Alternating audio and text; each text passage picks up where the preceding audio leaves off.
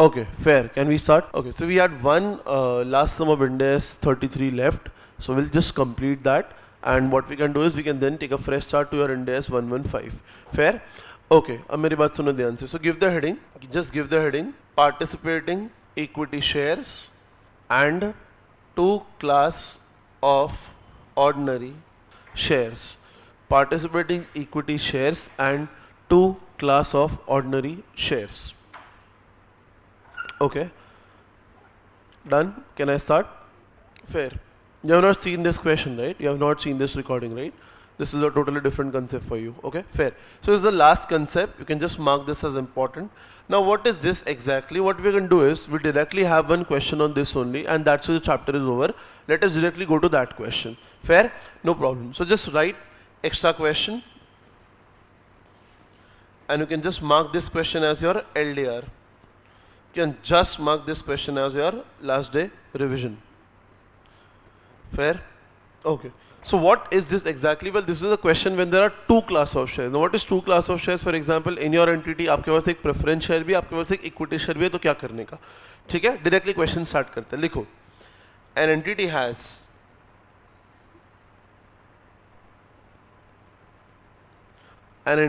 has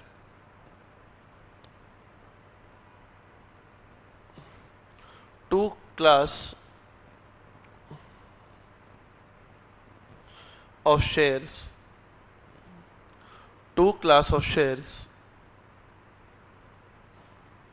in issue.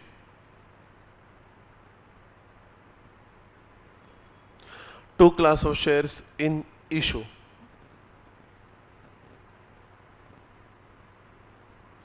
5,000 non-convertible preference shares.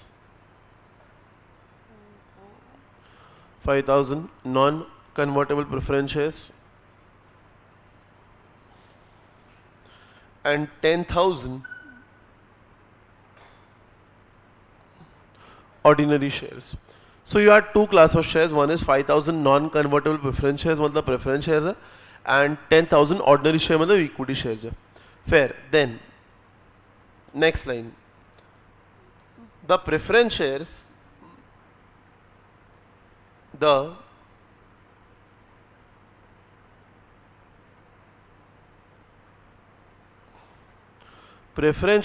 are entitled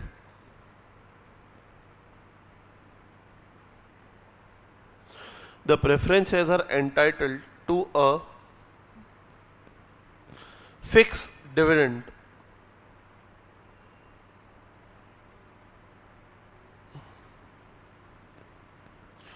of ₹5 per share. Fix dividend ₹5 पर share. के जो attending online शायद आपको camera आज नहीं दिखेगा आपको, लेकिन स्क्रीन दिखेगा प्रॉपरली. ठीक है, तो आज प्लीज़ एडजस्ट कीजिए, थोड़ा सा टेक्निकल इशू है यहाँ पे. बराबर. यहाँ पे लेक्चर रिकॉर्ड हो रहा है, आपको अगर वापस एक बार देखना होगा तो आपको लिंक मिल जाएगा दोपहर तक. इतना ही अपन ने अभी तक स्टार्ट किया है. ठीक है, participant in equity share and two class of ordinary share, ये आप क्या कीजिए, हेडिंग लिखिए, एंड देन आप इतना सा मैंने क्वेश्चन स्टार्ट किया, मेरे को कंफर्मेशन दे दो ना. इतना क्लियर है क्या? So this is the heading that we have given, participant in equity shares and two class of ordinary shares, and यहाँ तक आपने क्वेश्चन लिखा हुआ है करके. ठीक है, entity has two class of shares in issue, and इतना आपने लिखा है. Fair. Can we start now? अब सब ठीक है, लिखो. So the ordinary shares are then the ordinary shares are then paid in which अरे that is fine, वो ठीक है. हाँ, the ordinary shares are then paid in which the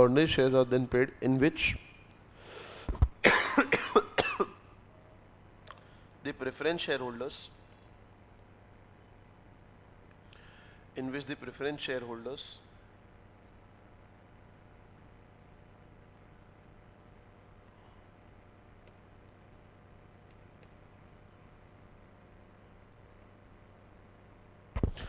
do not participate.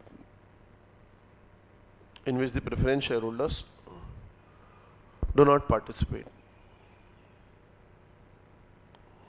Full stop. Now, the next line is a little important one.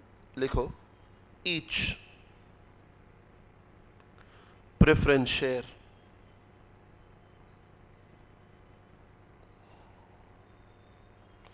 then participates in each preference share holder each preference shareholder then participates in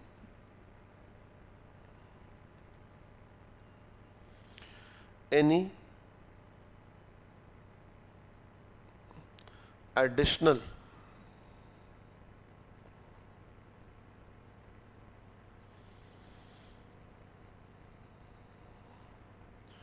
in any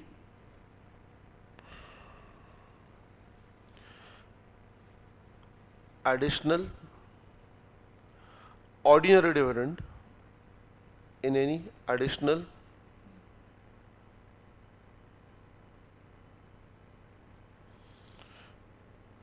ordinary dividend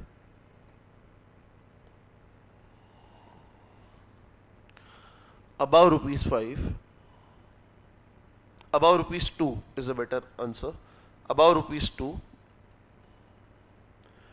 at the rate of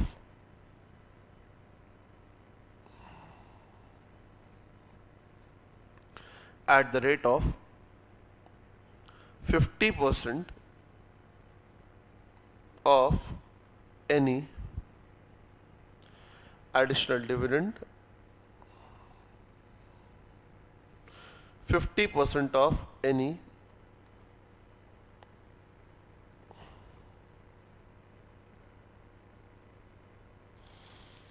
additional dividend payable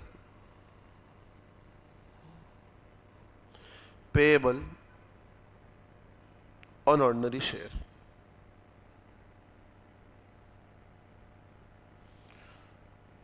payable on ordinary share. बराबर. ये है वो paragraph जो बहुत ज़्यादा काम का है अपने, तो इसको आप ना स्टार मार के रखो करके. पूरा क्वेश्चन जो है वो इसी के ऊपर डिपेंडेंट है. ठीक है ma'am, can I go at then next one. लिखो द एंटिटीज प्रॉफिट. अनिल भाई उसको बंद करो ना. हाँ. The entities profit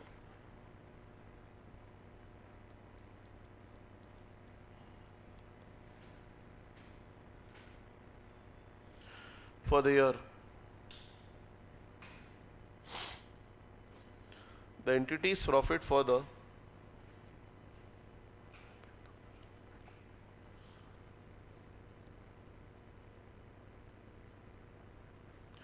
is rupees 1 lakh and the entity's profit for the year is 1 lakh and dividend of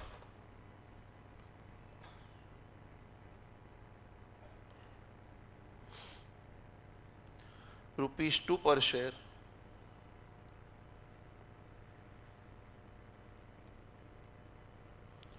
dividend of rupees 2 per share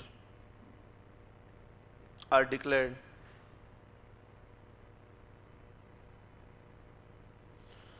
on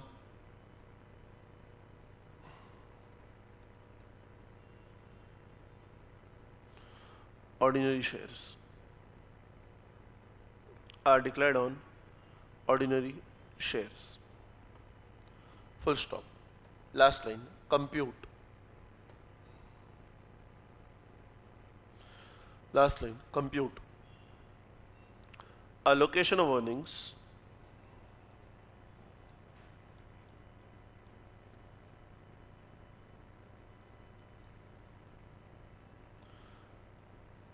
for the purpose of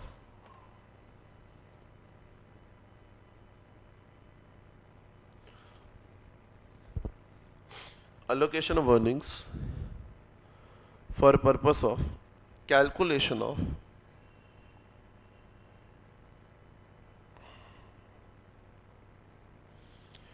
BEPS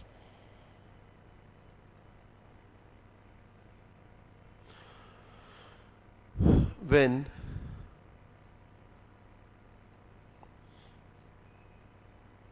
an entity has ordinary shares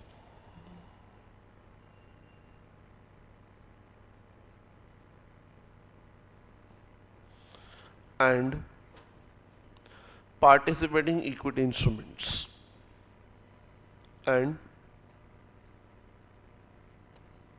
participating equity instruments that are not convertible into ordinary shares, that are not convertible into ordinary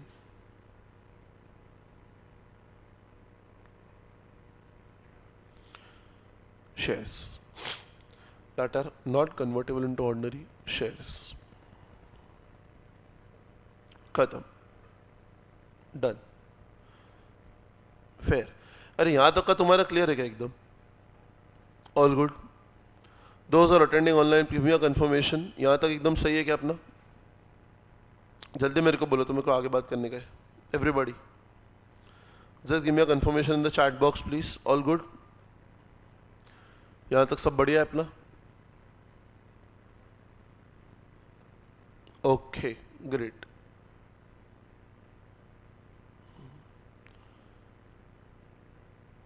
okay fantastic, चलो great. एक minute, हाँ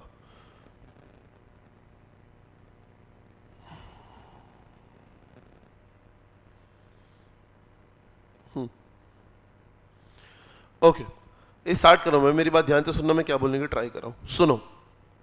सो the question is something like this, I have it with me, I read, और मेरी बात ध्यान से सुनना। So they are telling you, boss कुछ ऐसा है कि an entity has two class of shares in issue, 5000 non-convertible preference shares and 10,000 ordinary shares, बराबर? yes sir। अच्छा, फिर the preference shares are entitled to a fixed dividend of 5 rupees per share before any dividends are paid to the ordinary share। तो preference shareholders को 5 रुपये dividend मिल रहा है, ठीक है sir. then the ordinary dividends are then paid in which the preference shareholders do not participate। सीधी बात है, एक बार इक्विटी वालों को dividend मिल गया तो प्रेफरेंस वालों को क्यों मिलेगा सर? उनको थोड़ी मिलेगा। अच्छा, then each preference share then participate in any additional ordinary dividend above rupees 2 at the rate of 50% of any additional dividend payable on ordinary share। Actually ना पूरा गेम इसी लाइन का है, अपने को ये देखना है कि ये लाइन का मतलब क्या है करके, ठीक है? यस सर, देखते हैं अपन। बाद में लिखा है entities for there is 1 lakh at dividend of 2 rupees per share are declared to ordinary share holder, जो उनको मिलने ही वाला था। Allocation of compute allocation of earnings for the purpose of calculation of BEPS where entity has ordinary shares and participant equity instruments, that's it। चलो एक काम करते हैं अपन लोग, साथ में करते हैं। लिखो लिखो इधर सॉल्यूशन, लिखो सॉल्यूशन, लिखो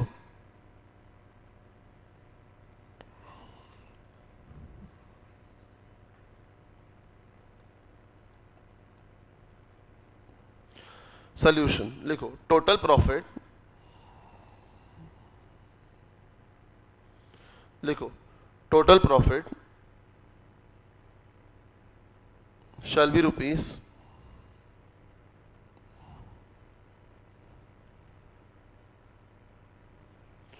total profit shall be rupees 1 lakh। total profit shall be rupees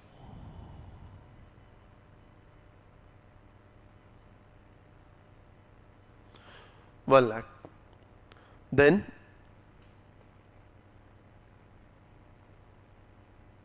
इसमें दो लोग हैं, एक प्रेफरेंस और एक ऑर्डिनरी, और एक ऑर्डिनरी।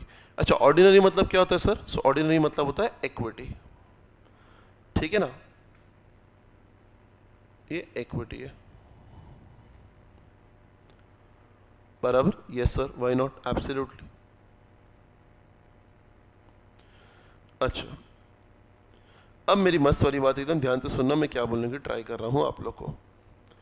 ये जो प्रेफरेंस है ना यहाँ पे, इसे पार्टिसिपेटिंग इक्विटी शेयर्स बोलेंगे। क्यों सर? ध्यान से सुनना, वहां पे एक लाइन है जो मैंने आपको स्टार करी है, उसका मतलब ये है कि एक बार अगर इक्विटी वालों को आप डिविडेंड दे देते हो, उसके पहले आप सीधी बात है प्रेफरेंस वालों को दोगे, उनका नाम ही प्रेफरेंस होता है, तो पहले प्रेफरेंस वालों को दिया, फिर इक्विटी वालों को दिया।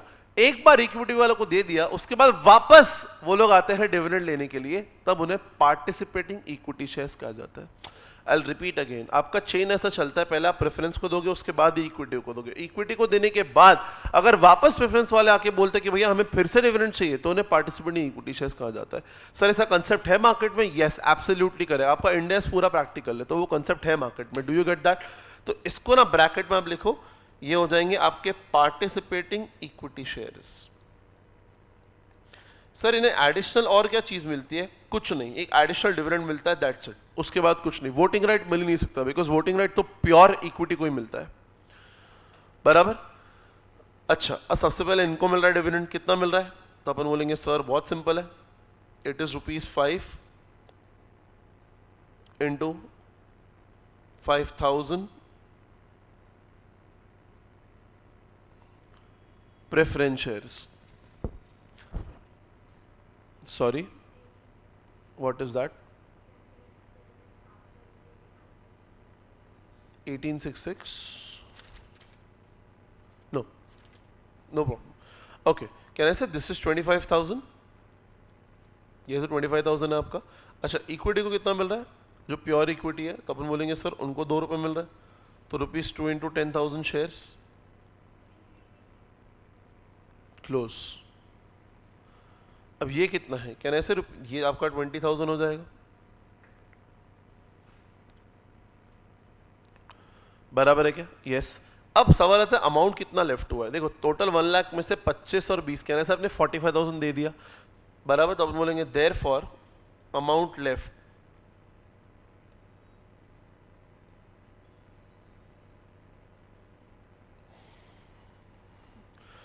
शैल बी 55,000।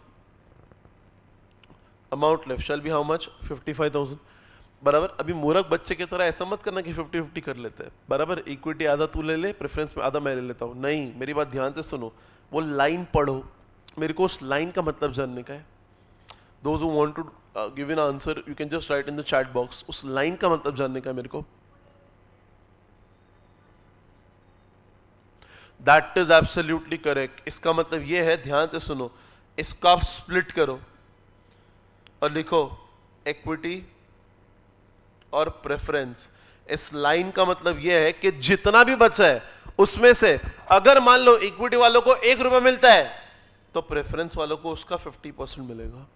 गलती से भी 50-50 मत बोल देना। इट इज वेरी क्लियर कि now if the equity receives 1, the preference will receive 0.5। देखो please understand, whatever amount is left ना purely belongs to equity share holders now.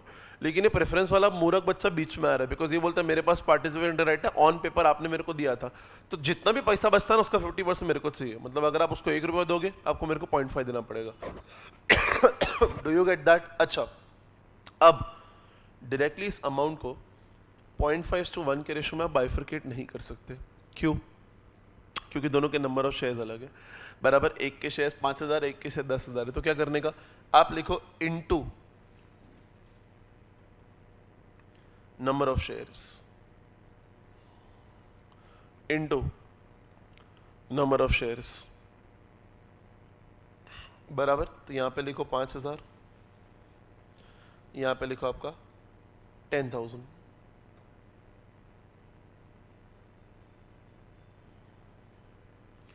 Please tell me, is it 2,500? So the answer is yes.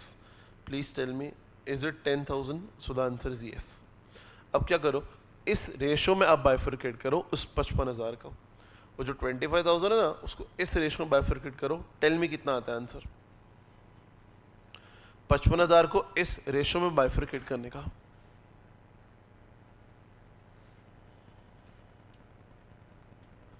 बोलो भाई लोग कितना आ रहा है?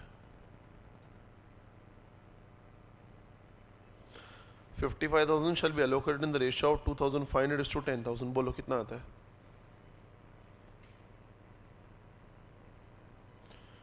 11,000 का यहाँ पे आना चाहिए और यहाँ पे कितना आना चाहिए?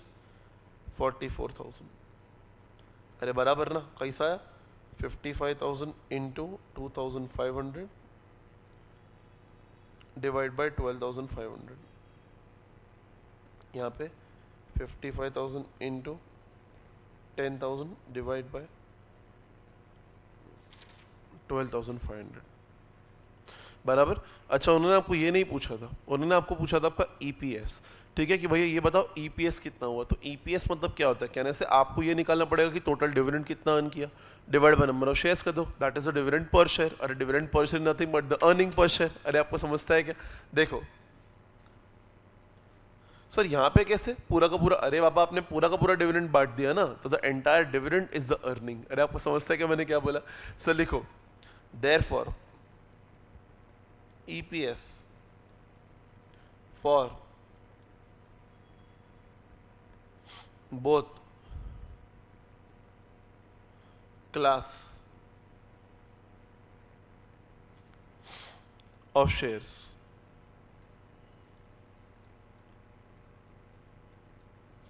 EPS for both class of shares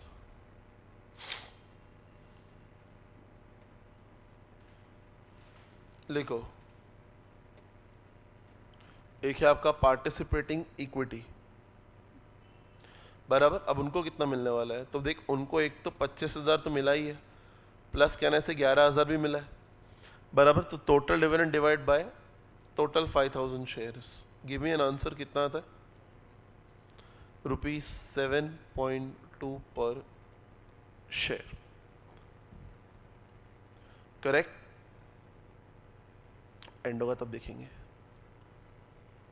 okay ये मीटिंग इनके एंड होता है, मैं आपको वैसे लिंक भेज दूंगा, सब नॉर्मल है इसमें. देन दूसरा ordinary shares.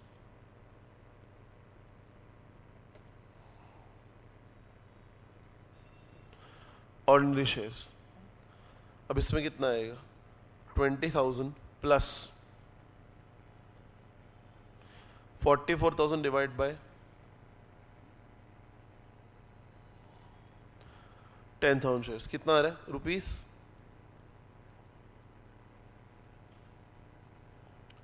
₹6.4 per share. ₹6.4 per share. Am I very clear? That's it. ये अपने को निकालने का था. आपको समझा कि मैंने क्या बोला? Done. Any doubt on this ma'am? Sure. Okay the last question. Do me a favour. In your book there is a question which is question number 8. मेरी बुक का क्वेश्चन नंबर 8 है क्लास वर्क सेक्शन का.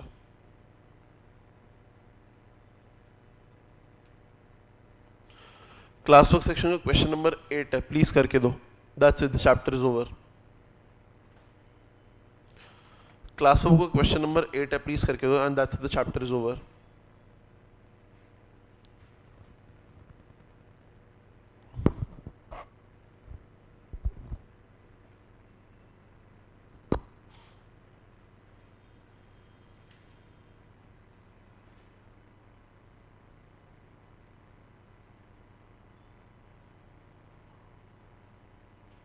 So it is homework question number 3 then.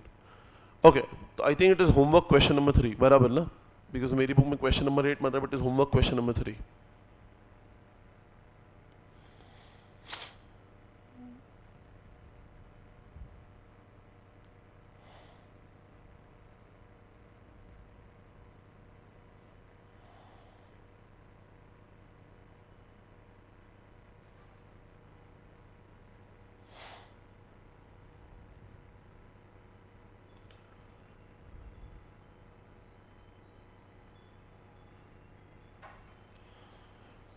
उसको बोलो अपन ने अपना email ID डाला है ना, तो वो जूम कैच नहीं कर रहा है, वो फिर मीटिंग एंड हो जाएगा 5 मिनट में. नहीं होगा. हो तो रहा है रिमेनिंग मीटिंग टाइम. अपन ने अपना मीटिंग डाला है ना, अपने पास अपग्रेडेड जूम है ना. अगर अपना मीटिंग आईडी डालोगे तो खत्म हो जाएगा ना मीटिंग. अपने को इधर का डालना पड़ेगा। तो फिर से ऑन करना पड़ेगा मीटिंग। क्या मीटिंग फिर से ऑन करना वापस फिर एंड हो जाएगा ना 40 मिनट बाद। पड़ेगा। 40 मिनट का बफर टाइम होता है। जॉइन है ना? हाँ तो जॉइन है तो नहीं होगा क्या? अगर स्टूडेंट जॉइन है ना कोई। मैंने भी लिखा है ना रिमेनिंग मीटिंग टाइम एंड हो जाएगा वो। ये आपने आपका मीटिंग आईडी डाला है ना, तो ये अपग्रेडेड वर्जन नहीं है अपने को। ये पीए का अपना जो अपग्रेडेड जूम है वो डालना पड़ेगा। सर दे भी नहीं रहे मुझे। क्या दिक्कत है उसमें? आईडी पासवर्ड नहीं है? आईडी है ना पासवर्ड में बस। तो मेरा है, फिर से ऑन करना पड़ेगा फिर अगर ये बंद। हाँ तो करो ना, फिर से भेज देना। दो बार भेजना पड़ेगा ना, भेज देंगे, कोई दिक्कत नहीं है। करो जल्दी, तो बंद कर दो, एक काम करो, मीटिंग बच्चे लोग सॉल्व करे तब तक, चैप्टर हो गया। करो ना, मीटिंग एंड करो, वापस चालू करो। बच्चे लोग, ये लोग आपको लिंक वापस भेज रहे हैं हम लोग। रुको, 2 बार करना पड़ेगा आज के दिन, एडजस्ट करना पड़ेगा। हाँ करो ना, बोल दिया मैंने। बच्चों आप लोग सम सॉल्व करो तो लिंक वापस भेज रहे हैं। एंड मीटिंग करो ना बाबा, आप भी कहाँ इतना स्ट्रेस बहुत लेते हो यार।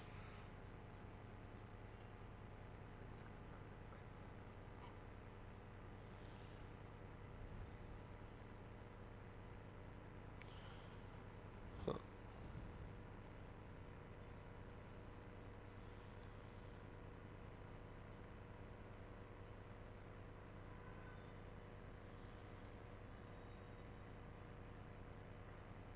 हम्म,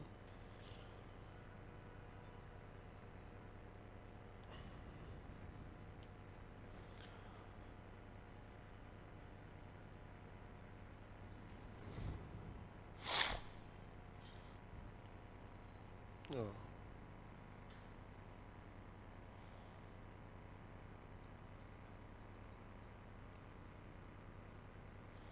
अरे नहीं रे भाई, इसका लिंक की तो शेयर करना पड़ेगा ना बच्चों के साथ यार। आप मस्त हो यार अनिल भाई। वही लिंक है ना फिर सर? वही लिंक से थोड़ी होगा।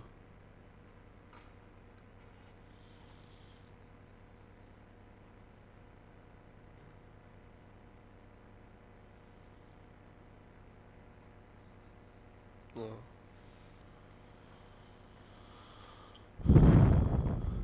आराम से, पैनिक मत हो आप।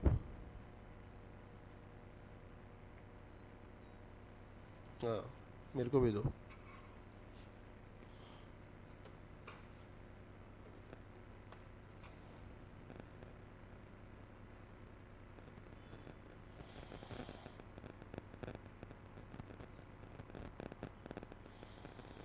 मेरे को भेज दो, इधर ही भेजना है, खुला ही तो है मेरा। आराम से, अरे पैनिक मत हो आप, आराम से। हाँ, अभी खोलो उधर, शेयर स्क्रीन करके रखो।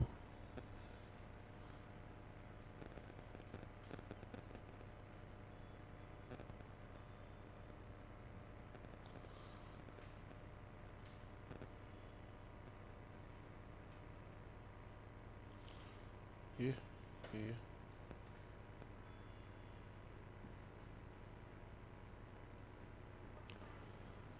Okay.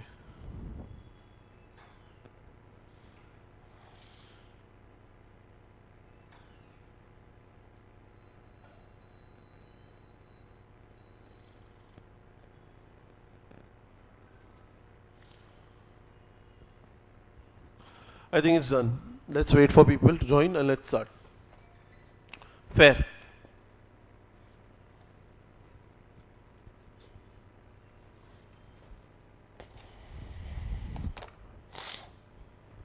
Is it matching with the answers?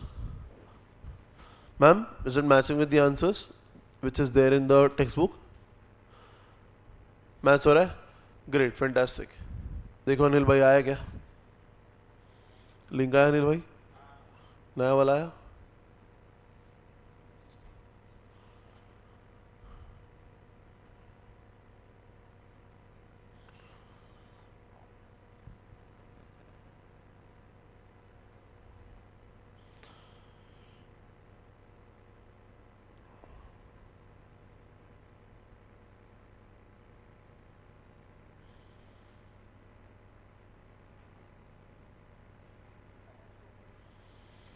अरे सॉरी सॉरी सॉरी।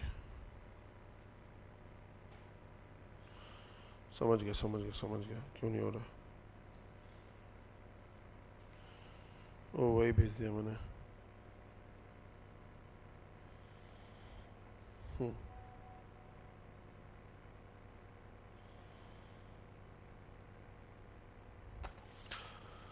चलो स्टार्ट करते हैं।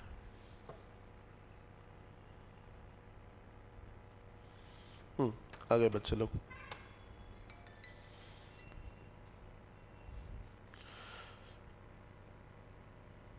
ओके, ये भाई लोग आ गए क्या तुम लोग? चलो great.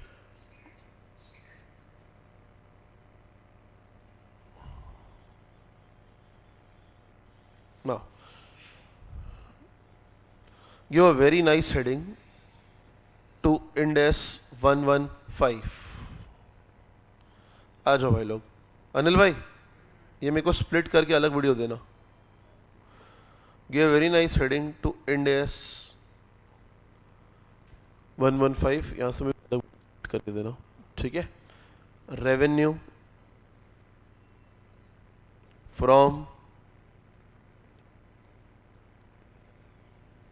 contracts with customers, revenue from contract with customers. Obviously this is the category A chapter.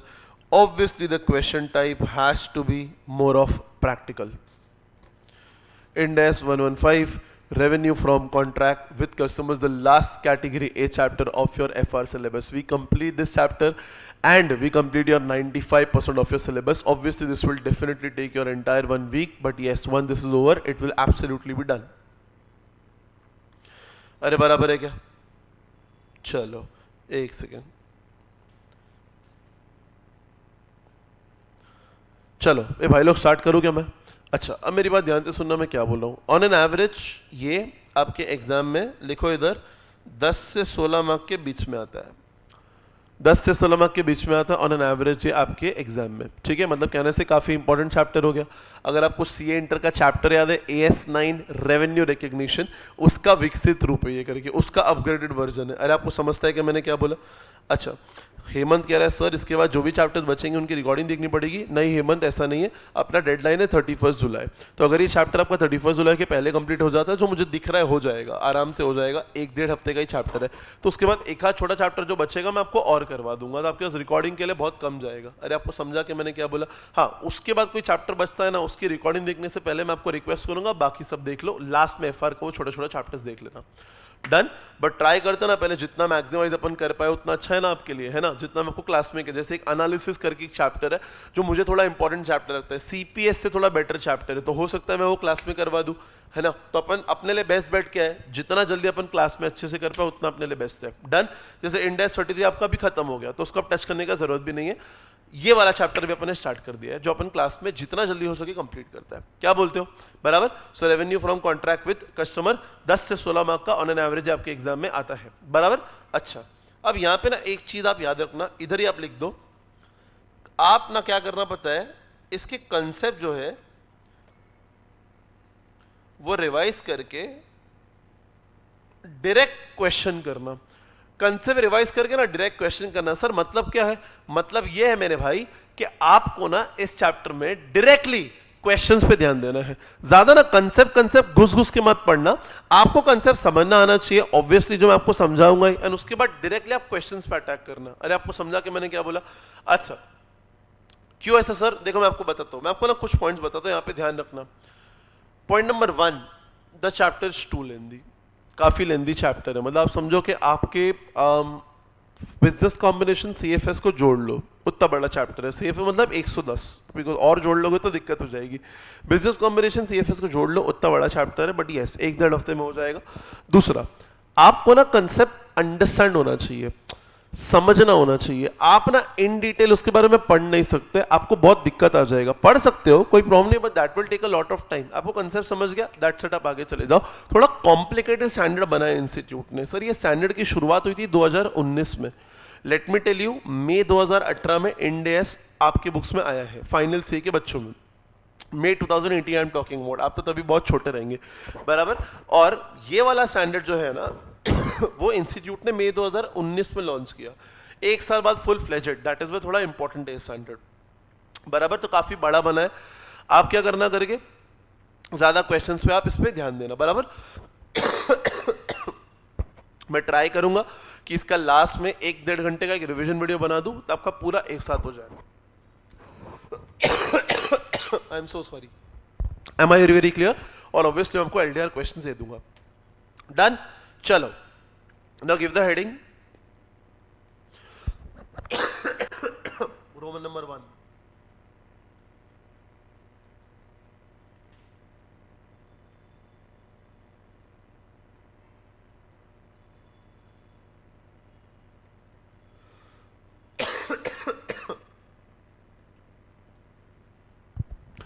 Concept clarity.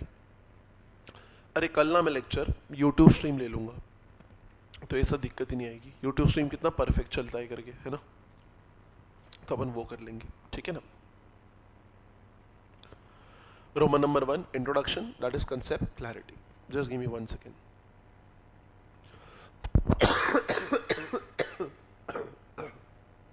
तबीयत भी डाउन ही।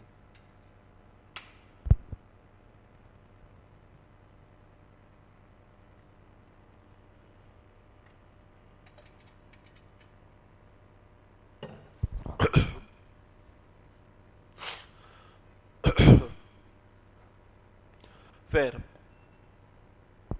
अब मेरी बात सुनो ध्यान से, मैं क्या बोल रहा हूँ। सो अब पहला एग्जाम्पल अपन करते हैं। Basically this is an introduction, this is the concept clarity. Upon directly example से स्टार्ट करते हैं। Fair, okay. सुनो, मैं करता हूँ, बाद में छापना, आराम से समझ लो आप करके। सुनो, फॉर एग्जाम्पल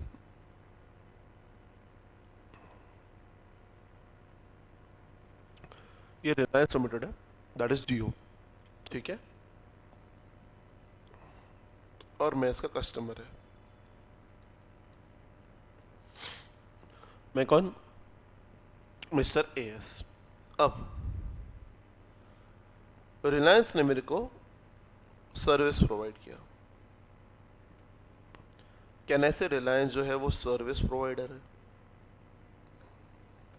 बराबर। अच्छा, ऑब्वियसली रेवेन्यू कौन कमाएगा? सर रेवेन्यू तो रिलायंस कमाएगा। तो अगर रेवेन्यू रिलायंस कमाएगा, कैन ऐसे जो इंड एस 115 है अनडाउटेडली रिलायंस के ऊपर ही एप्लीकेबल होगा। अच्छा, अब मेरी बात ध्यान से सुनना। रिलायंस ने मेरे को क्या बोला? बोलता आदित्य जी आपको एक बात बतानी है कि मैं आपसे लूंगा 10,000 रुपये। कितना लेंगे? 10,000 रुपये साल के, ठीक है, पर एनम। मैंने कहा ठीक है सर, क्या देंगे सर उसमें आप मेरे को वो बताइए सर। तो रिलायंस मेरे को बोलता है सर सुनो ना, ये 10,000 के बदले मैं आपको दूंगा 1 ईयर इंटरनेट सर्विस। क्या देंगे? 1 ईयर इंटरनेट सर्विस। मैंने कहा ठीक है, और क्या देंगे?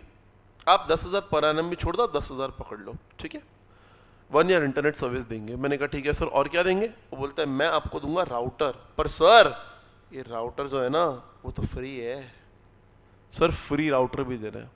ठीक है, मैंने कहा अच्छा और? कहते हैं सर इंस्टॉलेशन जो है ना वो भी हमारे तरफ से फ्री है। मतलब सर अगर आप 10,000 रुपये दोगे ना तो आपको 1 ईयर इंटरनेट सर्विस मिल रहा है, राउटर एंड इंस्टॉलेशन हमारे तरफ से फ्री है। ऐसा मेरे को रिलायंस जो है वो गोली दे रहा है, बराबर। अच्छा, मैं आपसे कुछ पूछना चाहूँगा, मेरे को एक बात बताओ, क्या ऐसे अपने घर पे जो सेटअप बॉक्स वगैरह लगा है बाई एनी चांस जियो का लगा है, तो एग्जैक्टली ऐसा ही होता है। रिलायंस आपसे मोटा मोटा एक अमाउंट लेता है और आपको ये बोलता है कि भैया हमारे तरफ से राउटर इंस्टॉलेशन जो है ना वो फ्री हो जाएगा। आपको जो पैसा भरना है ना वो आपको इंस्टॉलेशन के लिए भरना है। अरे आपको समझता है कि मैंने क्या बोला? इंडियंस को फ्री वर्ड जो है ना वो काफ़ी ज़्यादा अच्छा लगता है करके, ठीक है। So Reliance pledge it very well. Reliance understands कि हाँ ठीक है कोई दिक्कत नहीं है। रिलायंस आपको क्या करेगा? रिलायंस आपको इंटरनेट का सर्विस का पैसा बोलेगा और आपको बोलेगा भैया एक काम कर, हमारे तरफ से राउटर इंस्टॉलेशन जो है वो फ्री है। Do you get that? अच्छा, अब मैं आपको ये बोलना चाहता हूँ, मैं आपको पूछना चाहता हूँ, क्या कुछ भी चीज़ दुनिया में फ्री होता है क्या? Is anything in this world free? No, it is absolutely not. Nothing is free in this world. तो अपने को क्या करने का? अपने को निकालने का, we need to compute, sorry, SSP. Sir SSP क्या है? Stand alone selling price. क्या निकालने का? Stand alone selling price. अपने को ना, अपने को जब अपने को पता है कि भैया एक से ज्यादा सर्विसेज है और खाली नाम का फ्री है, तो अपने को निकालने का एसएसपी। सर एसएसपी क्या होता है? It is stand alone selling price. Am I very very clear now? What is stand alone selling price? ध्यान से सुनने का। अपने को अपने आप को यह पूछने का कि अगर सिर्फ इंटरनेट लेते तो कितने में मिलता, अगर सिर्फ राउटर लेते तो कितने में मिलता, अगर अपन सिर्फ सेटअप बॉक्स लेते तो कितने में मिलता। अरे आपको समझा क्या मतलब कोई आपको पूछेगा कि मालिक ये बताओ कि स्टैंड अलोन सेलिंग प्राइस क्या है, तो ऐसा बताने का, देख 1 ईयर इंटरनेट सर्विस अगर कोई लेता तो 12,000,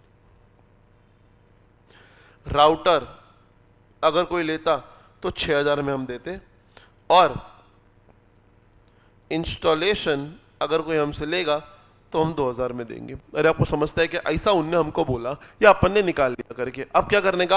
आपके वो जो 10,000 है ना, उसको अलोकेट करने का, ₹10,000 जो है उसको अलोकेट करने का in stand alone selling price ratio. अरे आपको समझता है कि मैंने क्या बोला? आपका जो ₹10,000 है उसको इस रेशो में आप कर देंगे अलोकेट। अरे आपको समझा कि मैंने क्या बोला? इस रेशो में आपको अपन क्या कर देंगे? अलोकेट कर देंगे। अब प्लीज मेरे को अलोकेट करके बताओ ना कितना आता है। प्लीज मेरे को अलोकेट करके बोलो ना कितना आता है, जल्दी जल्दी प्लीज टेल मी कितना आ रहा है। 6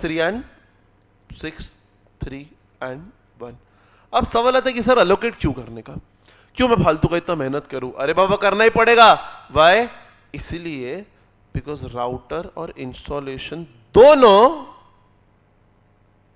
डे 1 पे आ रहा है, एंड दैट इज वाई इसका रेवेन्यू डे 1 पे बुक होगा। लेकिन 1 year internet service over the period जा रहा है, एंड दैट इज वाई इसका revenue over the period book होगा। अरे आपको समझा कि मैंने क्या बोला? You are giving router installation on day 1 to the customer, that is why you need to book revenue on day 1, but for internet service you are providing it over a period of time, and that is why you need to book revenue over a period of time. Am I very very clear? इसका मतलब यह है भाई साहब, इसको तो मैं day 1 पे बुक करूंगा और इसको मैं over period of time book करूंगा। Am I very very very clear? Do you get that? अच्छा, अब सवाल आता है कैसे करने का। सर ये देखो, ये जो रिलायंस है दैट इज जियो की बुक्स है सॉरी, इसमें डे 1 पे मैं एक एंट्री मारूंगा, bank account debit to revenue to advance revenue in the bracket liability. Bank account debit कितना? 10,000, टू रेवेन्यू कितना? 4,000, एडवांस रेवेन्यू कितना? 6,000। Am I very clear? अच्छा, फिर 1 मंथ जैसे ही एंड हो जाएगा, बिकॉज आप तो over a period of time कर रहे हो, तो जैसे ही 1 मंथ एंड हो जाएगा अपन बोलेंगे boss advance revenue to revenue. अब वो 6,000 सीधी बात है 12 महीने का था, तो 6,012 divide by 12 months, can I से इट इज 500। अरे 500 ही आ रहा है ना, और कितना आ रहा है करके। अरे आपको समझा कि मैंने क्या बोला? फिर सेकेंड मंथ में सेम, थर्ड मंथ में सेम, एंड वगैरह वगैरह। Am I really clear? ऐसा कब तक करने का? सर ऐसा करने का आपको 12 मंथ्स तक, क्योंकि ये सर्विस जो है वो तो 1 ही साल का है ना। Do you get that? अच्छा सर हम लोग एक साथ भी कर सकते हैं क्या ईयर एंड के ऊपर? आप कर सकते हो, बट इंड एज 115 बोलता है कि since you are booking the revenue over a period of time, आपको ऐसा ऐसा बुक करना पड़ेगा। Do you get this? ये एकदम बेसिक एग्जाम्पल है जो मैंने आपके सामने रख दिया। क्या आपको ये चीज़ समझी कि नहीं समझी? फिर प्लीज़ आप इसको लिखो ना, ये इंट्रोडक्शन कंसेप्ट क्लैरिटी एग्जाम्पल है, प्लीज़ इसको लिखो। Those are attending online give me a confirmation. Is this very much clear guys?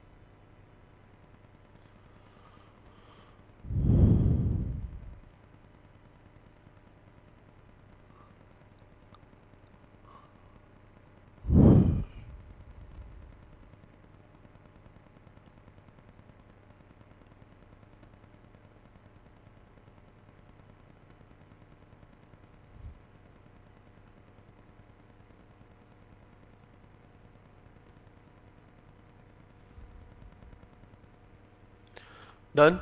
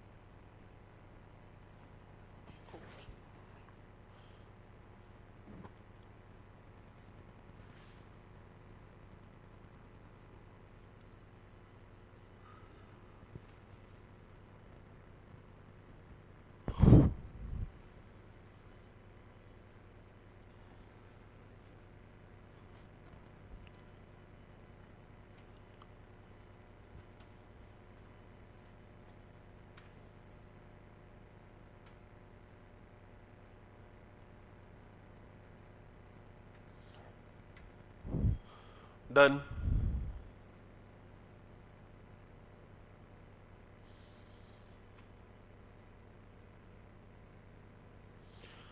Fair. Correct.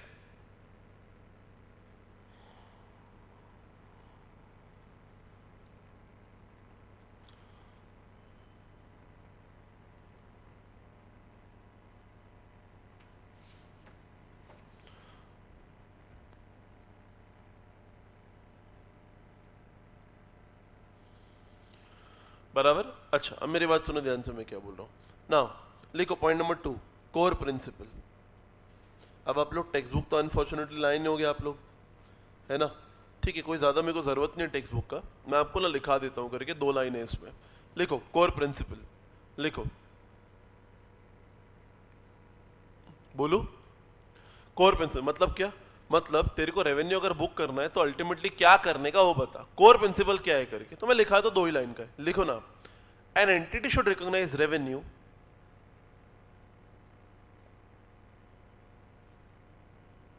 बराबर, शॉर्ट में लिखा रहा हूं, ऑब्वियसली आपके टेक्स्ट बुक में है ये। An entity should recognise revenue, उसमें point number 1, in a manner that depicts, in a manner that depicts, in a manner that depicts the transfer of goods and services, in a manner that depicts the transfer of goods and services, बराबर। अच्छा फिर बीच में लिखो and, बीच में लिखो and then point number 2 लिखो, at an amount that reflects, at an amount that reflects consideration, at an amount that reflects consideration that an entity, that an entity expects to be entitled,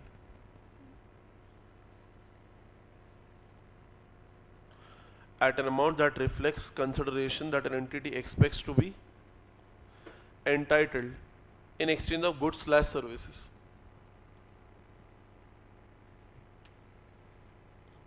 in exchange of goods slash services.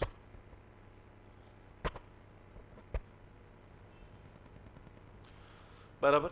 अब क्या है sir, क्या लिखा है आपने English में, sir समझा ही नहीं। देखो मैं आपको वही बोल रहा हूँ, इतना खतरनाक इंग्लिश है ना करके अपने को पढ़ के नहीं समझता। तो मैं देखो आपको काम के बाद बताता हूँ। बोलता है देख तेरे को रेवेन्यू बुक करने का है ना, तो दो चीज ध्यान रखना। बराबर, कोर प्रिंसिपल दो चीज ध्यान रखना। पॉइंट नंबर 1 ऐसा बोलता है कि देख depicts transfer of goods and services, मतलब ये कि अगर गुड्स सर्विसेज एक बार जा रहा है तो रेवेन्यू भी एक ही बार बुक होगा।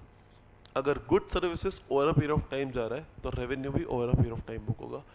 Am I very clear? That is your point number 1। Goods और सर्विस एक बार तो रेवेन्यू वन टाइम, गुड्स और service over a period of time तो रेवेन्यू भी over a period of time. अच्छा, पॉइंट नंबर 2 क्या है? At an amount that reflects the consideration that an entity expects to be entitled. अरे किया ना अपन ने, वो बोलता है स्टैंड अलोन सेलिंग प्राइस के रेशो में बांटो। क्या बोला मैंने? स्टैंड अलोन सेलिंग प्राइस के रेशो में बांटो। तो आप भी ब्रैकेट में लिख दो ना, in the that is in the ratio of stand alone selling prices. कहने से अपन ने एग्जैक्टली वही किया था। बराबर, खाली जो इंग्लिश बोल रहा है तो अपने को लग रहा है अपने को ये क्या ही है करके। अरे आपको समझा मैंने क्या बोला? Fair, do you get that? अच्छा, अब बाकी है करके ध्यान सुनना, ध्यान से बोलू। अब लिखो एक लाइन छोड़ के। अब आपको ये कोर प्रिंसिपल याद नहीं रहेगा ना तो भी चलेगा। सर तो सर क्यों लिखवाया? अरे बाबा आपको बताने के लिए कि ऐसा कुछ भी है आपकी टेक्स्ट बुक में। बराबर, फिर एक लाइन छोड़ के लिखो in order to achieve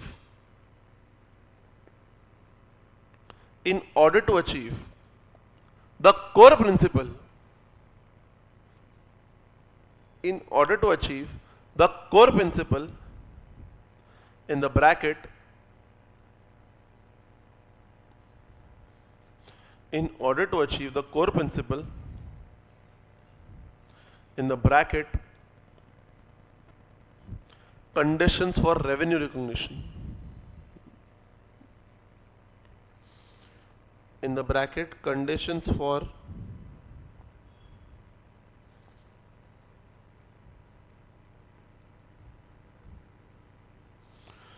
revenue recognition dash करके 5 points should be kept in mind,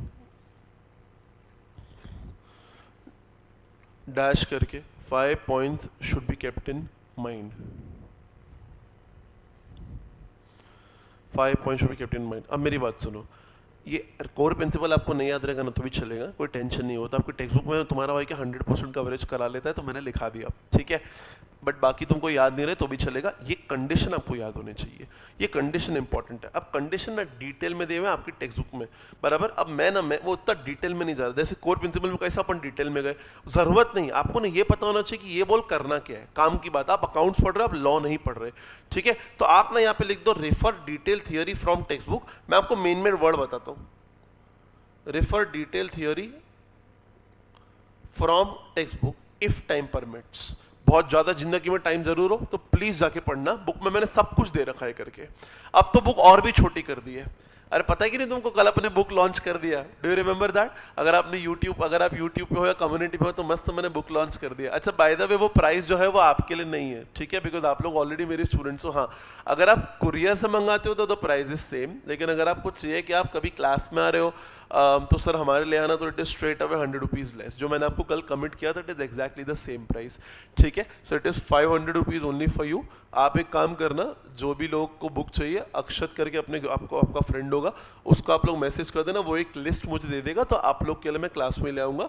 तो आपका वो 100 रुपये बच जाएगा। आई नो ज़्यादा बड़ा अमाउंट नहीं है बट अननेसेसरी आप स्पेंड मत करो। चेतना जी अनफॉर्चुनेटली आप मत आइएगा, आप बहुत ही दूर है, तो मैं आपके लिए कुरियर कर दूंगा, ठीक है। तो आपको वो बेयर करना पड़ेगा, आई एम रियली सॉरी। तो आपके वो 600 ही लगेंगे, ठीक है। बट बाकी जो है वो आप क्लास से मुझसे कलेक्ट कर लीजिएगा, अगर आपको चाहिए तो आपके लिए वो 500 में हो जाएगा, जो मैंने आपको कल कमिट भी कर दिया था, ठीक है ना। ओके फिर अब मेरी बात सुनो ध्यान से, मैं क्या बोल रहा हूँ करके। काफ़ी हाँ, मतलब I think in half an hour we sold 70 copies, ठीक है। तो it was that surprise for us because वो मल्टीपल ग्रुप्स में गया था। प्रज्ञेश सर ने भी पोस्ट किया था, राकेश सर ने भी पोस्ट किया था, अभिषेक बंसल सर जो है वो है दूसरे इंस्टीट्यूट में बट वो भी मेरे काफ़ी अच्छे कलीग है, तो उनने भी मेरे लिए पोस्ट कर दिया था। तो we sold 70 copies in half an hour and I think अभी मैं जाऊँगा तो घर पे जाके वही सब चलेगा। सो यस, बट आपके लिए ऐसे डिस्काउंटेड प्राइस ही रखा है मैंने, ठीक है। सो आपको अगर चाहिएगा तो आप जाके आप देख लीजिएगा। फर्स्ट लॉट में आई थिंक अभी 30-35 कॉपीज़ बची है, फिर वापस हमने को 3-4 दिन रुकना पड़ेगा, बट आपका वो डेडलाइन जो है वो खत्म हो जाएगा. सो आप अकॉर्डिंगली अपना कॉल लीजिए. Fair, can we start? Okay, now so conditions for revenue recognition अपन अभी स्टार्ट करते हैं. मैंने आपको बोला डिटेल थ्योरी आप टेक्स्ट बुक में से पढ़िएगा. ओके, अब देखो, लिखो पॉइंट नंबर ए क्या है. लिखो कॉन्ट्रैक्ट. मेन वर्ड आपको बताता हूं. पॉइंट नंबर ए है आपका कॉन्ट्रैक्ट. पॉइंट नंबर ए इस कॉन्ट्रैक्ट. सर मतलब, अरे भैया आपका कॉन्ट्रैक्ट होना चाहिए. जैसे अरे जियो के साथ तुम्हारा कॉन्ट्रैक्ट था ना कि भैया 1 साल तक आप मेरे को सर्विस देना, मैं आपको पैसा दे देता है, बराबर. तो ऐसा कॉन्ट्रैक्ट होना चाहिए. डन. अच्छा, दूसरा इस परफॉर्मेंस ऑब्लिगेशन. दूसरा क्या बोला मैंने? Performance obligation. मतलब जियो बदले में आपको क्या क्या देगा, जो भी गुड्स जो भी सर्विस जियो आपको देगा ना, उसे परफॉर्मेंस ऑब्लिगेशन कहते हैं. आई रिपीट, जियो आपको बदले में क्या क्या देगा, जो भी गुड्स जो भी सर्विस जियो आपको देगा, उसे प्यार से परफॉर्मेंस ऑब्लिगेशन कहते हैं. Am I very very clear? मतलब सर यहाँ पे लिखो ना, आप मेरे को बताओ जियो क्या क्या दे रहा था. तो कहने से जियो आपको इंटरनेट दे रहा है फॉर 12 मंथ्स. फिर जियो आपको राउटर दे रहा है, और जियो आपको इंस्टॉलेशन भी दे रहा है करके, और जियो आपको इंस्टॉलेशन भी दे रहा है. अरे बराबर की नहीं? तो बेसिकली जो जो परफॉर्मेंस ऑब्लिगेशन जियो जो है वो आपको देता है, वो सारा इधर आ जाएगा. Do you get that? अरे आपको समझता है क्या? Internet, router and installation. अच्छा, देन नेक्स्ट लिखो transaction price. I repeat, detail में ना बहुत ज्यादा लिखा है आपके टेक्स्ट बुक में, मैं काम की बात कर रहा हूं करके. अरे आपको समझता है क्या? अच्छा, ट्रांजैक्शन प्राइस मतलब जियो आपसे चार्ज कितना कर रहा है. लिखो ना करके, कितना चार्ज कर रहा है जियो आपसे? 10,000, बराबर. अच्छा, फिर point number D, allocate transaction price to performance obligation. अरे किया ना अपन ने एलोकेट. अपन ने तो किया था कि 10,000 में से राउटर का कितना, इंटरनेट का कितना, बराबर, फिर अपना इंस्टॉलेशन का कितना किया था ना अपन ने. अरे आपको समझ रहा है कि मैंने क्या बोला? So allocate transaction price to performance obligation. लिख दो ना यहाँ पे 10,000 जो है उसका अपन ने ऐसा ऐसा ऐसा लिख दो, आपको याद आ जाएगा. करेक्ट.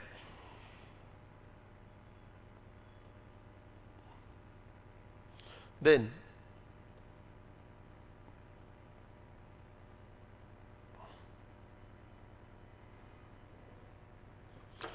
recognize revenue.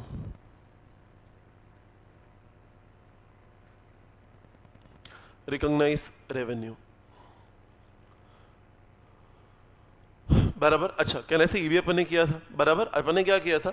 जो आपका इंटरनेट है, बराबर, वो अपन ने over a period of time book किया. लेकिन जो राउटर इंस्टॉलेशन है, कहने से वो अपन ने डे 1 पे बुक कर लिया. अरे आपको समझता है कि मैंने क्या बोला? So that is a recognise revenue. Do you get that? तो ये 5 कंडीशन जो है आपको याद होने चाहिए करके, बराबर. अच्छा, आप एक इसको याद कैसे करें? तो यहाँ पे लिखो सीपीटी AR, बराबर. मैं बच्चों को ऐसे बोलता हूँ सीपीटी में AR, ठीक है. तो ये 5 आपको कंडीशन याद होने चाहिए. जल्दी से एक बार 5 कंडीशन रट्टा मान लो ना, जल्दी. इंपॉर्टेंट है, वरना मैं आपको बोलता नहीं याद करने. जल्दी.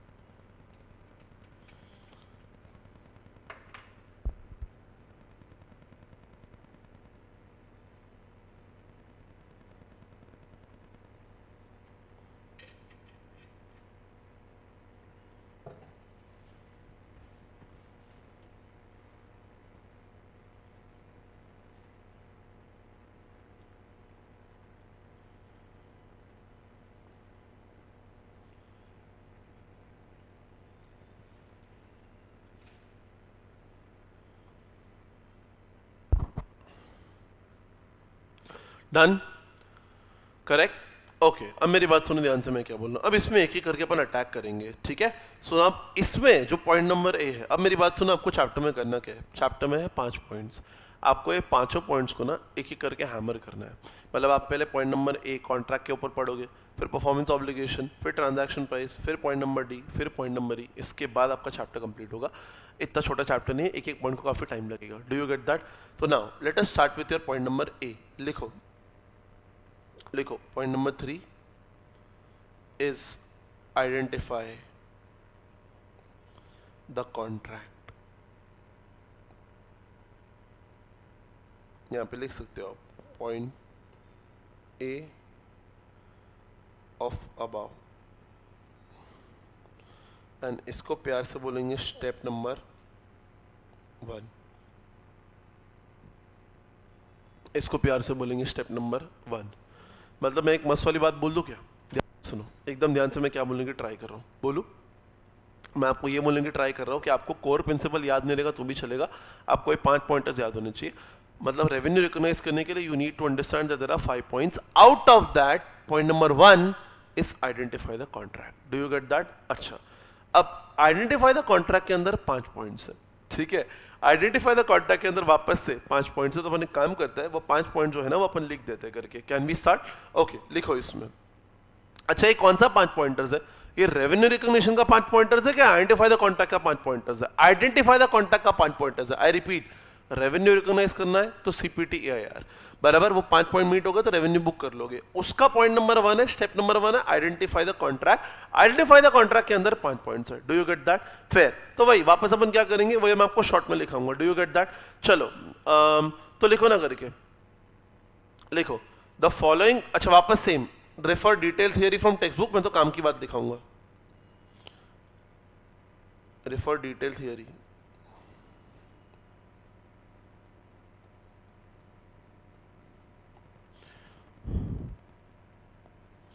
From text book. लिखो the following criteria should be checked.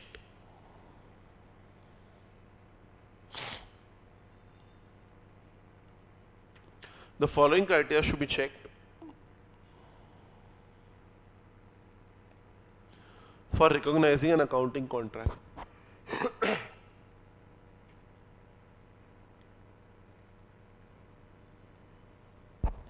The following criteria should be checked for recognizing an accounting contract.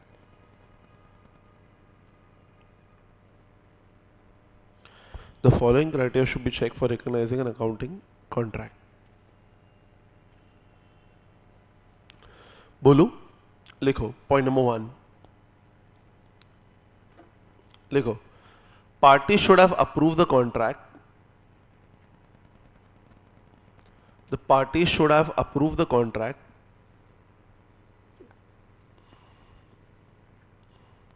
and should be committed.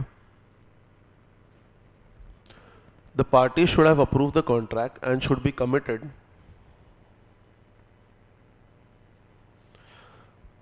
to perform the obligation.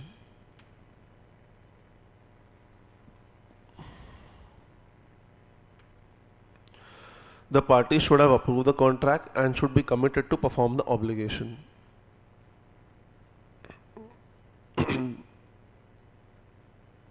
बराबर है क्या? अच्छा, मतलब क्या बोलता है, देख पहले तो पार्टीज का अप्रूवल होना चाहिए एंड दोनों पार्टी का कमिटमेंट होना चाहिए। कहने से जियो और अपने केस में दोनों का अप्रूवल था एंड दोनों कमिटेड थे। ठीक है सर, तो कॉन्ट्रैक्ट था ही। अच्छा, ये रेवेन्यू रिकॉग्निशन का पॉइंट है कि ये हम जान रहे हैं कि कॉन्ट्रैक्ट आइडेंटिफाई करे कि नहीं करे। भैया हम ये जान रहे हैं कि कॉन्ट्रैक्ट आइडेंटिफाई करे कि नहीं करे। That is point number 1। दूसरा पॉइंट नंबर 2, लिखो rights regarding good services dash करके आइडेंटिफाइड। ऐसा लिख दो, each parties rights regarding goods slash services dash करके identified. Each parties rights regarding goods slash services dash करके identified. Each parties rights regarding goods slash services dash करके identified. मतलब दोनों parties को अपना हक पता होना चाहिए on the goods slash services. Being a customer मेरा हक बनता है कि जो आपने प्रॉमिस किया मेरे को दे दो। बीइंग अ कंपनी आपका हक बनता है कि जो मैंने पैसा प्रॉमिस किया मैं आपको दे दूं। अरे आपको समझता है कि? तीसरा, payment terms should be identified.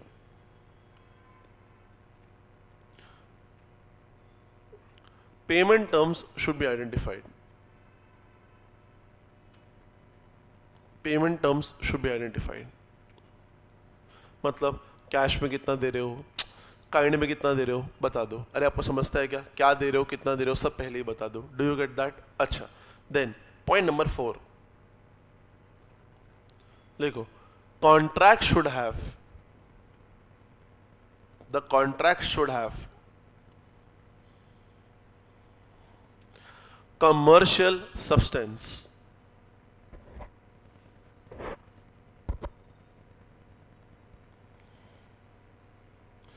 The contract should have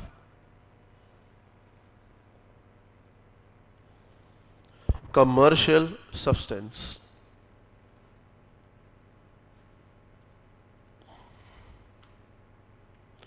The contract should have commercial substance. मतलब जेन्यून होना चाहिए। जेन्यून, ये तो मैंने आपको शायद अपने पीपी में भी करवाया है। Contract has commercial substance, lacks commercial substance. Has मतलब जेन्यून होना चाहिए, ठीक है। लास्ट वाला, it is probable that, last वाला, it is probable that the entity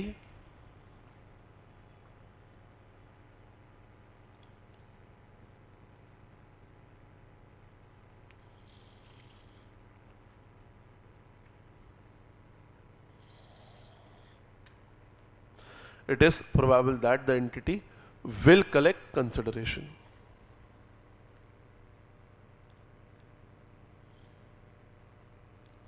It is probable that the entity will collect consideration, मतलब जिसको आपने सर्विस दिया है ना, वो आपको पैसा देना चाहिए। अरे आपको समझता है क्या मैंने क्या बोला?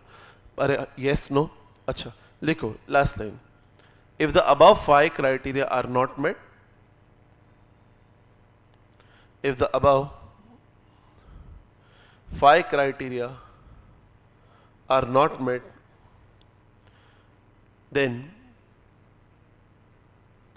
there is no accounting contract.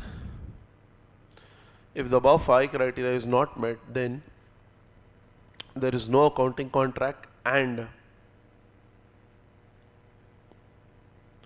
revenue cannot be recognized. And revenue cannot be recognized. अरे आपको समझा कि मैंने क्या बोला? मतलब अगर ये 5 पॉइंट्स आप मीट करते हो तो कॉन्ट्रैक्ट माना जाएगा। कॉन्ट्रैक्ट माना जाएगा तब पॉइंट नंबर 1 मीट होगा। पॉइंट नंबर 1 मीट होगा तो आगे के पॉइंट चेक कर सकते हो रेवेन्यू रिकॉग्निशन के लिए। Do you get that? मतलब अगर ये 5 पॉइंट में से भी एक भी पॉइंट मीट नहीं हुआ ना, खत्म, कॉन्ट्रैक्ट ही नहीं है दादा। कॉन्ट्रैक्ट ही नहीं है तो रेवेन्यू रिकॉग्निशन की बात ही नहीं करने का। आई होप आपको इतना समझा होगा। समझता है कि मैंने क्या बोला? अच्छा, इसके अब कुछ एक्सेप्शन भी है, अपने को वो डिस्कस करने का। एक बार मैं क्या करता हूँ, मीटिंग वापस शायद एंड हो रहा है, मैं वापस कट करके आपको लिंक भेजता हूँ। आज के दिन थोड़ा ये सब एडजस्ट करना पड़ेगा बिकॉज उनके पास शायद मेल आईडी नहीं है। रुको, मैं कट करो, वापस भेज रहा हूँ, वापस ज्वाइन करो।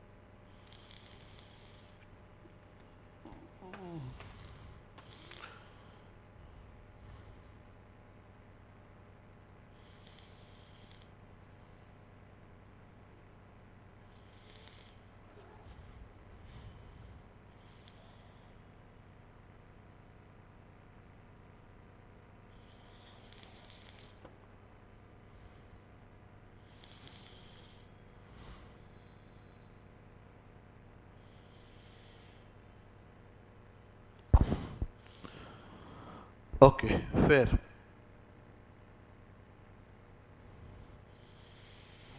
ए भाई लोग आ गए क्या?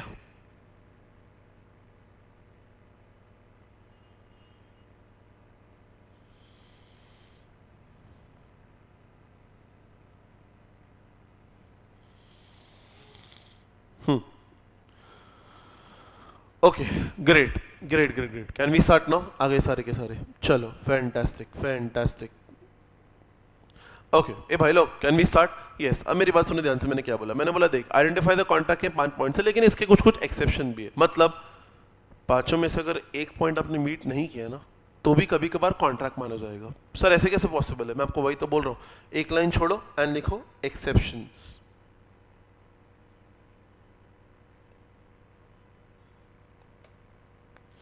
लिखो एक्सेप्शंस, बराबर।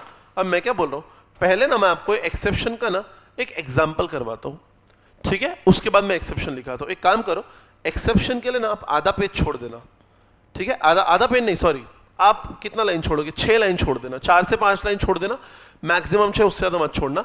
और फिर मैं आपको एग्जाम्पल करवाता हूं, फिर मैं आपको एग्जाम्पल करवाता हूं।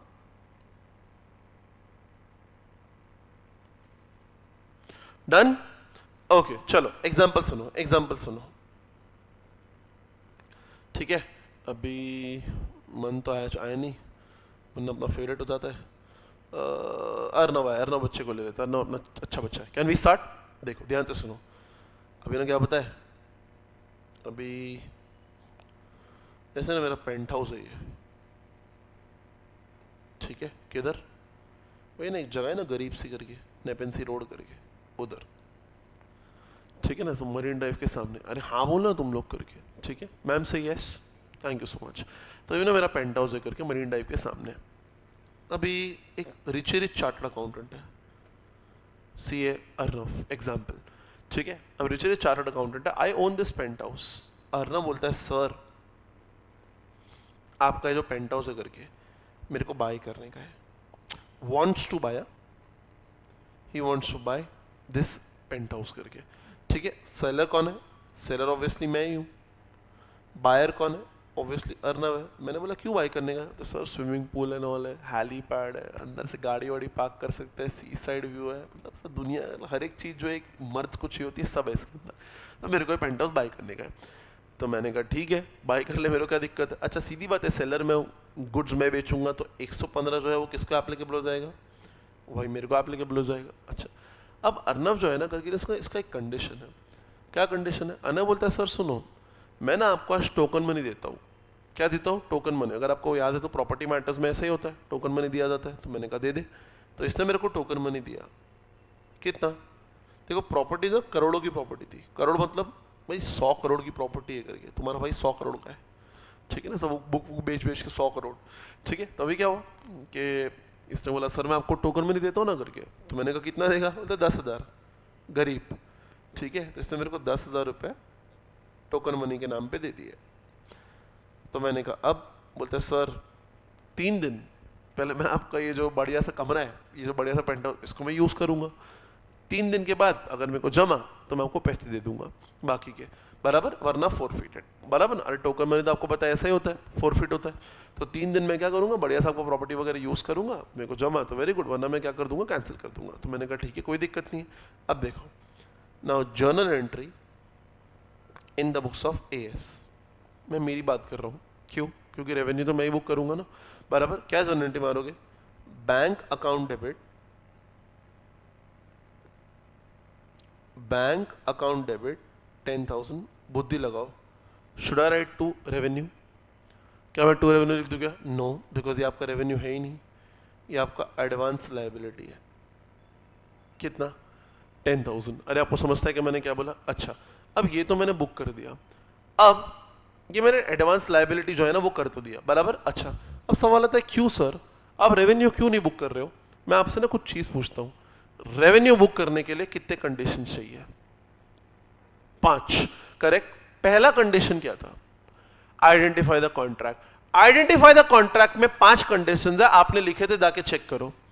आइडेंटिफाई द कॉन्ट्रैक्ट के पहले आपने मेरे को बोला सर रेवेन्यू बुक करने के लिए 5 पॉइंट चाहिए, CPT AIR, बराबर। उसमें आई साइलेंट है, उसमें पहला पॉइंट है कॉन्ट्रैक्ट, कॉन्ट्रैक्ट के लिए 5 पॉइंट है, बराबर। उसमें पहला पॉइंट अगर आपको याद है, पार्टी शुड हैव अप्रूव्ड, याद है क्या आपको? लोग एक बात बताओ, क्या दोनों ने अप्रूव कर दिया?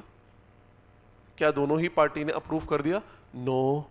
अरे अभी तो भाई वो सिस्टम चल रहा है, अरे अभी बफर टाइम चल रहा है, बफर। तो हो सकता है ना इन 3 दिन में AS ही मना कर दे, या हो सकता है 3 दिन के बाद अर्नव मना कर दे। मतलब मैं ऐसे बोलूं क्या, बॉस ध्यान से सुनना, रेवेन्यू के 5 पॉइंट्स है सीपीटी एआर, उसमें कॉन्ट्रैक्ट के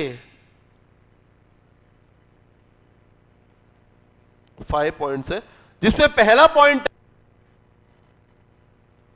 पार्ट अप्रूव, कहने से यहां पे वही नहीं है, तो कहने से यहां पे जो है 4 पॉइंट जो है वो आप चेक ही मत करो।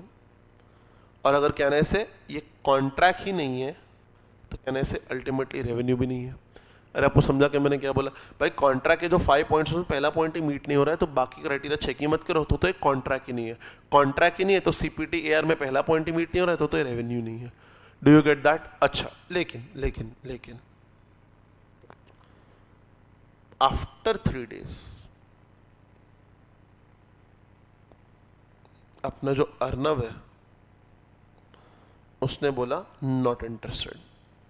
बोलते सर सी साइड प्रॉपर्टी है तो क्या हुआ, पेंट हाउस है तो क्या हुआ, ऊपर हेलीपैड है तो क्या हुआ, अंदर स्विमिंग पूल है तो क्या हुआ, सर जमीन ही रहे। मम्मी बोलती है बाजू में मंदिर चाहिए, बाजू में मंदिर है ही नहीं। सर मेरे को नहीं चाहिए, मेरे को आपकी प्रॉपर्टी घटिया सी नहीं चाहिए, ऐसा अर्नव ने मेरे को बोल दिया। आप मेरे को एक बात बताओ, अर्नव ने ये ट्रांजैक्शन फॉरफिट कर दिया sorry, should I return the 10,000? No, token money is never returned, it is always forfeited, and that is why जैसे ही दोनों में से एक भी पार्टी ने ये ट्रांजैक्शन फॉरफिट कर दिया, मैं रेवेन्यू बुक कर दूंगा। Do you get that? I will say therefore advance income slash liability to revenue 10,000 मैंने रेवेन्यू बुक कर दिया, even if there was no contract। मतलब सीपीटी एआर में तेरा सी वाला मीट नहीं हुआ तो भी आप कभी कभार रेवेन्यू बुक कर देते हो अगर टोकन मनी इन्वॉल्व है जो अपन फॉरफिट कर रहे हैं। Am I very very clear? क्या ये आपको समझा कि मैंने क्या बोला? Do you get that? Fair. तो ये आप एग्जाम्पल लिख लो, फिर मैं आपको वो जो लाइन आपने लिखी थी ना करके, वो 2 लाइन आपने छोड़ी थी, वो मैं आपको लिखाता हूँ। अच्छा पहले वो 2 लाइन लिख दोगे आप लोग? अच्छा रहेगा, आप वो लिख दो ना करके, लिखो ना, तो आपने जो जगह छोड़ी थी लिखो, लिखो। However, an entity can recognize revenue if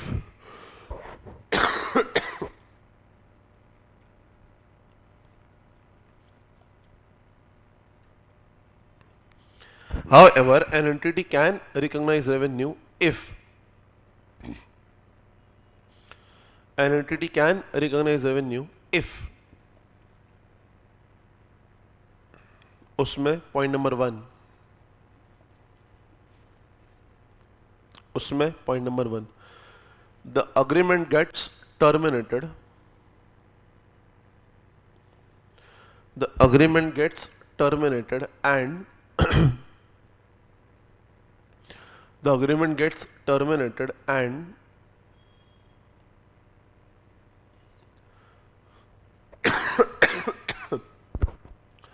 the consideration received by the entity is non-refundable। The agreement gets terminated and the consideration received by the entity is non-refundable।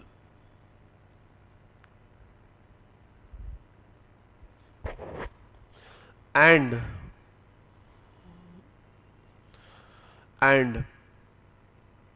the entity has, and this is your point number 2, the entity has no outstanding performance obligation, and the entity has no outstanding performance obligation।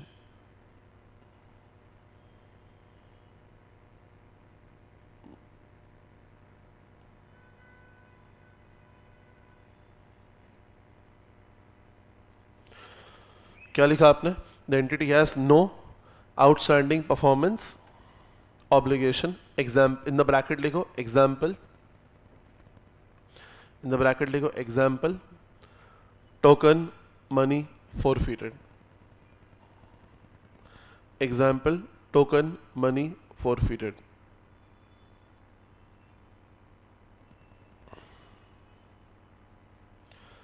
बराबर बराबर। मतलब क्या, मतलब ये कि point number 1 दोनों में से एक भी पार्टी ने टर्मिनेट कर दिया, दैट इज पॉइंट नंबर 1। दूसरा, और जैसे ही तूने टर्मिनेट कर दिया, मेरा जिम्मेदारी ही नहीं बनता है कि मैं तेरे को पैसा लौटाऊं। तो अगर मेरा जिम्मेदारी ही नहीं बनता है कि मैं तेरे को पैसा लौटाऊं, कहने से खत्म, token money forfeited. Do you get that? अच्छा, तो मैं क्या करूंगा, रेवेन्यू बुक कर लूंगा। Am I very very clear? Fair. लिखो, कहने से यही होता है रियल लाइफ में, यही तो होता है करके। अरे आपको समझता है क्या? लिखो ये वाला एग्जाम्पल जल्दी।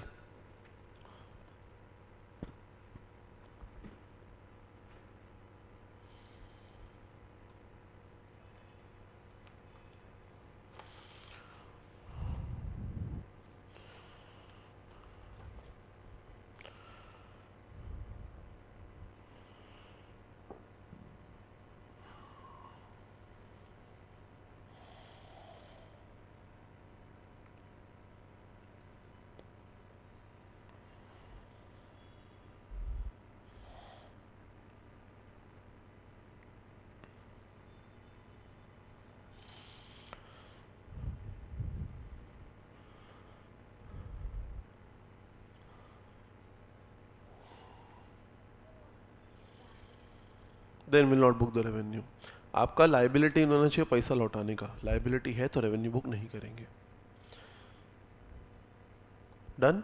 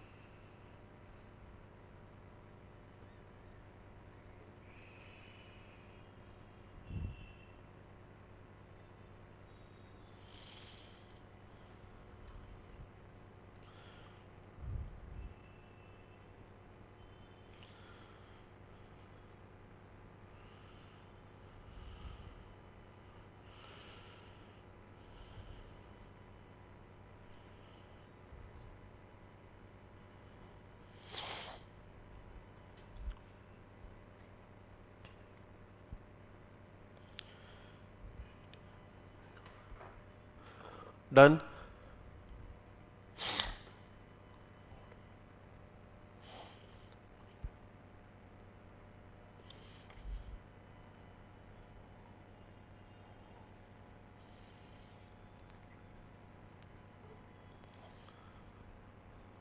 ये हो गया?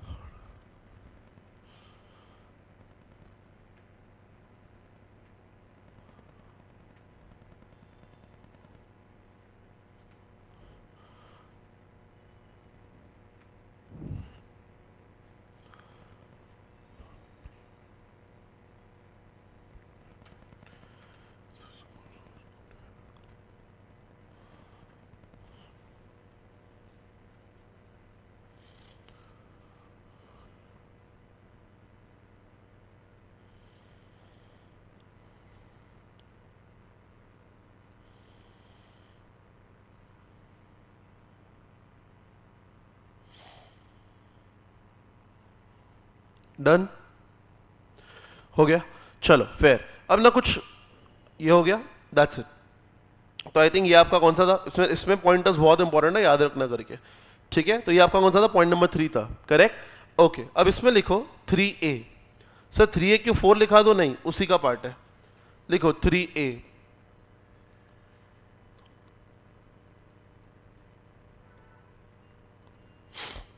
लिखो की टर्म्स, की टर्म्स, करेक्ट? अच्छा, अब इसमें लिखो पहला पॉइंट नंबर 1, ये मैं आपको इधर लिखा है तो दो दो लाइन का ही है। लिखो पॉइंट नंबर 1, इस कॉन्ट्रैक्ट टर्म, अच्छा नेक्स्ट लेक्चर से आप टेक्स्ट बुक लेकर आएंगे, contract term slash tenure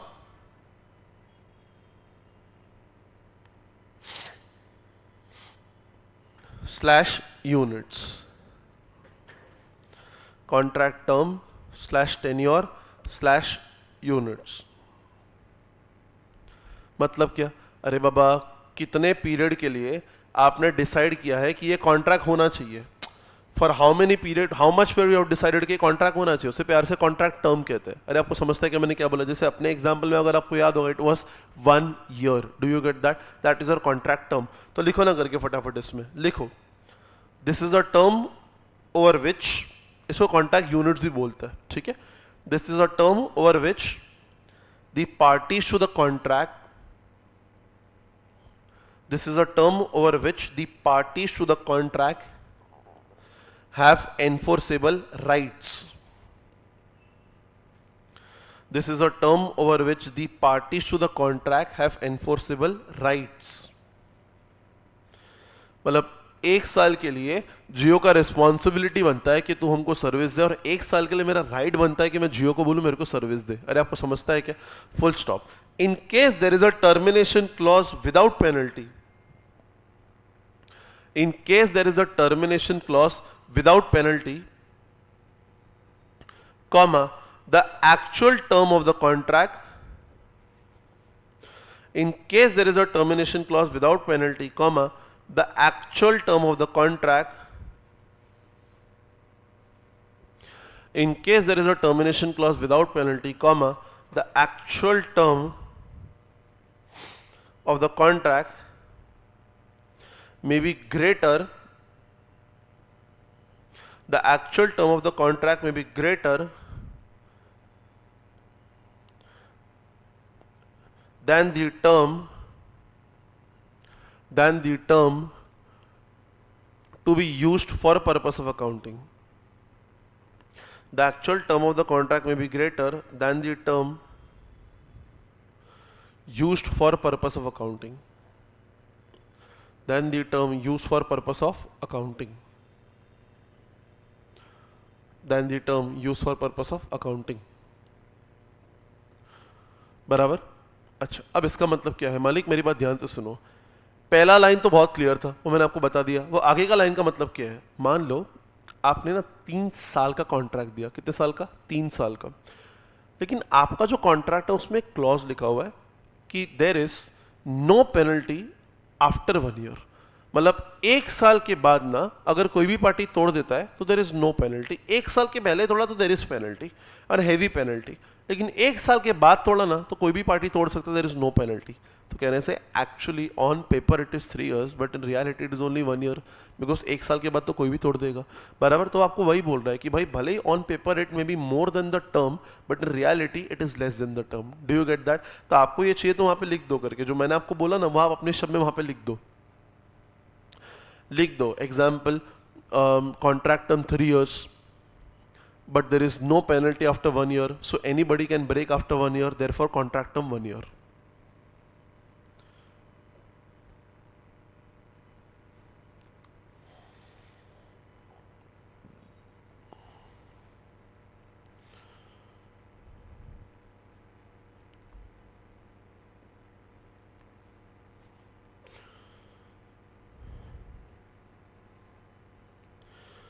done? अच्छा, फिर दूसरा लिखो, कंबाइनिंग कॉन्ट्रैक्ट्स।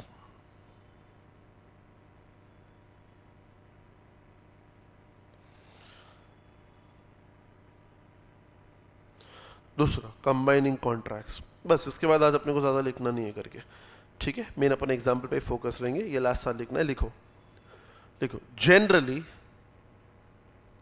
लिखो generally revenue for,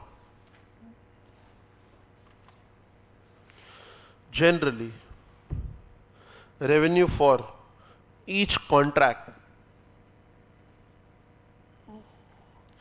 generally revenue for each contract should be recorded separately, Generally, revenue for each contract should be recorded separately. Generally, revenue for each contract should be recorded separately. Full stop. However,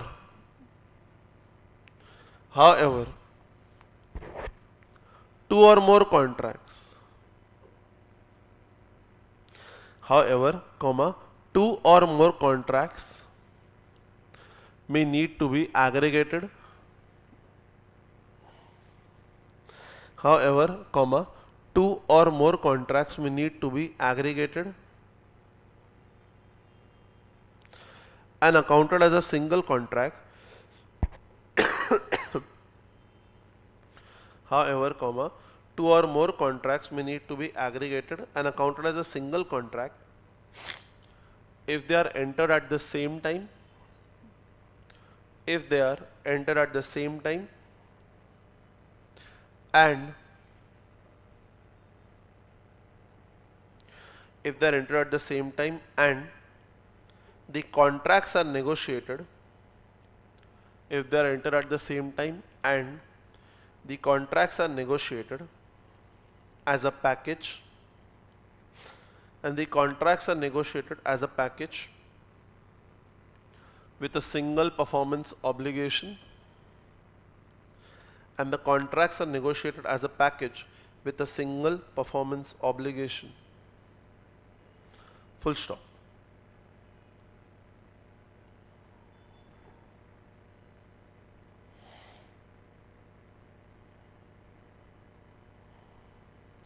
बोलो अच्छा देखो क्या लिखा है generally revenue for each contract should be recorded separately बराबर मतलब क्या भैया हर एक कॉन्ट्रैक्ट का अलग अलग आप रेवेन्यू बुक करो बराबर अच्छा अब मेरी बात ध्यान से सुनो मैं क्या बोल रहा हूं however two or more contracts में need to be aggregated and accounted as a single contract अब मतलब क्या फॉर एग्जाम्पल मैंने ना अपना जो हेमंत भाई है उसको बोला हेमंत भाई ध्यान से सुनो मैं ना आपको एफआर पढ़ाऊंगा मैं आपको एएफएम पढ़ाऊंगा और मैं आपको टेस्ट सीरीज भी दे दूंगा सब मोटा मोटी मिला के मतलब आप ऐसे समझो कि देखो जनरली ना एफआर की फीस कितनी होती है मान लो होती है 10,000 एएफएम की फीस कितनी होती है मान लो होती है 12,000 एग्जाम्पल और टेस्ट सीरीज की फीस कितनी होती है मान लो होती है 3,000 आप एक काम करो मैं ना आपको तीनों का तीनों सर्विस देता हूँ तीनों का तीनों एक साथ सिंगल पैकेज में 15,000 रुपए एक साथ इसमें मैं आपको तीनों दे दूंगा मतलब इफ यू अंडरस्टैंड देखो वहां पे क्या लिखा है however two or more contract जैसे आप देख रहे हो इधर FR AFM test series may need to be aggregated and accounted as a single contract if they're entered at the same time कहने से मैं हेमंत के साथ सेम टाइम में कॉन्ट्रैक्ट में एंटर किया बराबर and contracts are negotiated as a single package अरे बराबर ना मैंने हेमंत को एक साथ सिंगल पैकेज ऑफर किया कितना 15,000 विद सिंगल परफॉर्मेंस ऑब्लिगेशन मैंने बोला देख तीनों का तीनों मैं देख लूंगा अरे आपको समझता है कि मैंने क्या बोला तो मेरे लिए ये सिंगल परफॉर्मेंस ऑब्लिगेशन है देखो वैसे ही जियो के लिए ना बोलने के लिए आप 3 परफॉर्मेंस ऑब्लिगेशन है लेकिन जियो पर्सपेक्टिव आप देखोगे तो सिंगल परफॉर्मेंस ऑब्लिगेशन है अरे आपको समझता है कि मैंने क्या किया do you get this done okay तो आप क्या कर सकते हो इसको कंबाइन भी कर सकते हो तो सर आपने पहले ही क्यों नहीं किया बिकॉज बेटा पहले मैंने तेरे को कंबाइनिंग का मतलब नहीं सिखाया था ना इसलिए मैंने उसको अलग अलग कर दिया अरे आपको समझता है कि मैंने क्या बोला डन ओके इसके बारे में तो परफॉर्मेंस ऑब्लिगेशन वर्ड को ना अंडरलाइन करो ना एक बार परफॉर्मेंस ऑब्लिगेशन वर्ड को ना अंडरलाइन करो ना आप एक बार बराबर अगर आपको याद होगा आपका सीपीटी एआईआर में C contract and P performance obligation है तो परफॉर्मेंस ऑब्लिगेशन जो अपन करेंगे ना तो ये आपको और डिटेल में समझेगा अच्छा डोंट वरी कब कंबाइन करने का कब नहीं करने का over a period of time जैसे जैसे एग्जांपल आएगा आपको समझ जाएगा फिलहाल तो अपन ने एक्चुअली एक भी सम स्टार्ट नहीं किया है तो जैसे जैसे आएगा अपने को समझ जाएगा फेयर ओके किड्स जो are attending online please give me a confirmation can I go ahead एक मस्त वाला मेरे को कंफर्मेशन दो ना सब लोग जल्दी हेमंत जय किशन पर्फ पी अंधेरी एडमिन जल्दी डन अर्नव ओके ग्रेट चलो अब अपन ना थोड़ा अच्छा पढ़ते हैं करके जिसमें से एग्जाम में क्वेश्चन आता है let us try and doing that बराबर give the next heading 3B give the next heading 3B इसको इंपॉर्टेंट मार्क करो एग्जाम में इसमें से क्वेश्चन आता है करके गिव द हेडिंग अच्छा याद रखना अपन अभी भी किस में कॉन्ट्रैक्ट में ही है अभी तक स्टेप नंबर 1 नहीं हुआ है लाला स्टेप नंबर 1 2 3 4 5 होगा उसके बाद चैप्टर खत्म है ऑब्वियसली टाइम लगेगा am I very very clear fair okay, इस संडे ऑल्सो तुम्हारा लेक्चर क्लैश हो रहा है क्या?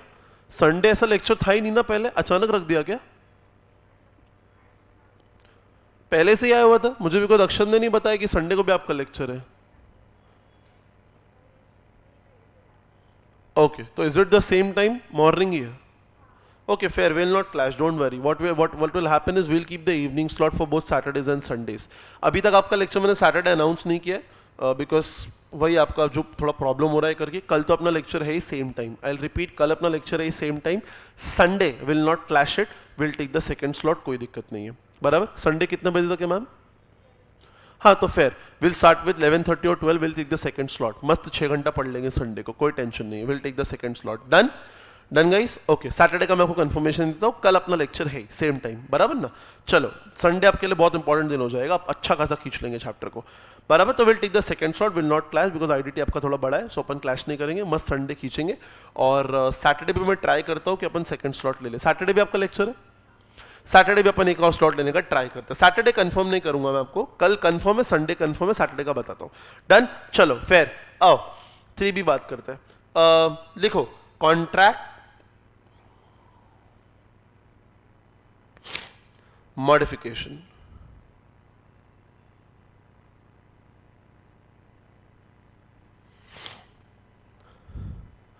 Contract modification.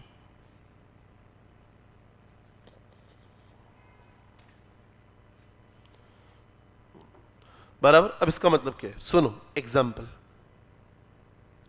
Example number 1 start करूं? अच्छा, अब आप पहले मत लिखो वापस, आप सुन लो, धीरे धीरे आप लिखना, ठीक है? सुनो, अभी एएस है, ठीक है, और यहां पे मैं हेमंत भाई लेता हूं। एएस का ना ये हाउस है, और हेमंत भाई जो है ना वो पेंटर आदमी है। अरे पेंटर पेंटर, ठीक है, एएस का घर है और हेमंत भाई जो है पेंटर आदमी है। एएस से हेमंत भाई को बोला, हेमंत भाई एक काम करो, मेरे जो हाउस है उसको आप पेंट कर दो। हेमंत भाई ने बोला ठीक है। अब मैं आपसे कुछ पूछना चाहूंगा, बुद्धि ला के मेरे को बताना, हम दोनों में से सर्विस प्रोवाइडर कौन है? हेमंत भाई सर्विस प्रोवाइडर है। अरे बराबर कि नहीं? बराबर है सर। अच्छा, अब मेरी बात ध्यान से सुनो, मैं क्या बोलने की ट्राई कर रहा हूँ, सुनो। तो ये भाई साहब कौन है? ये हमारे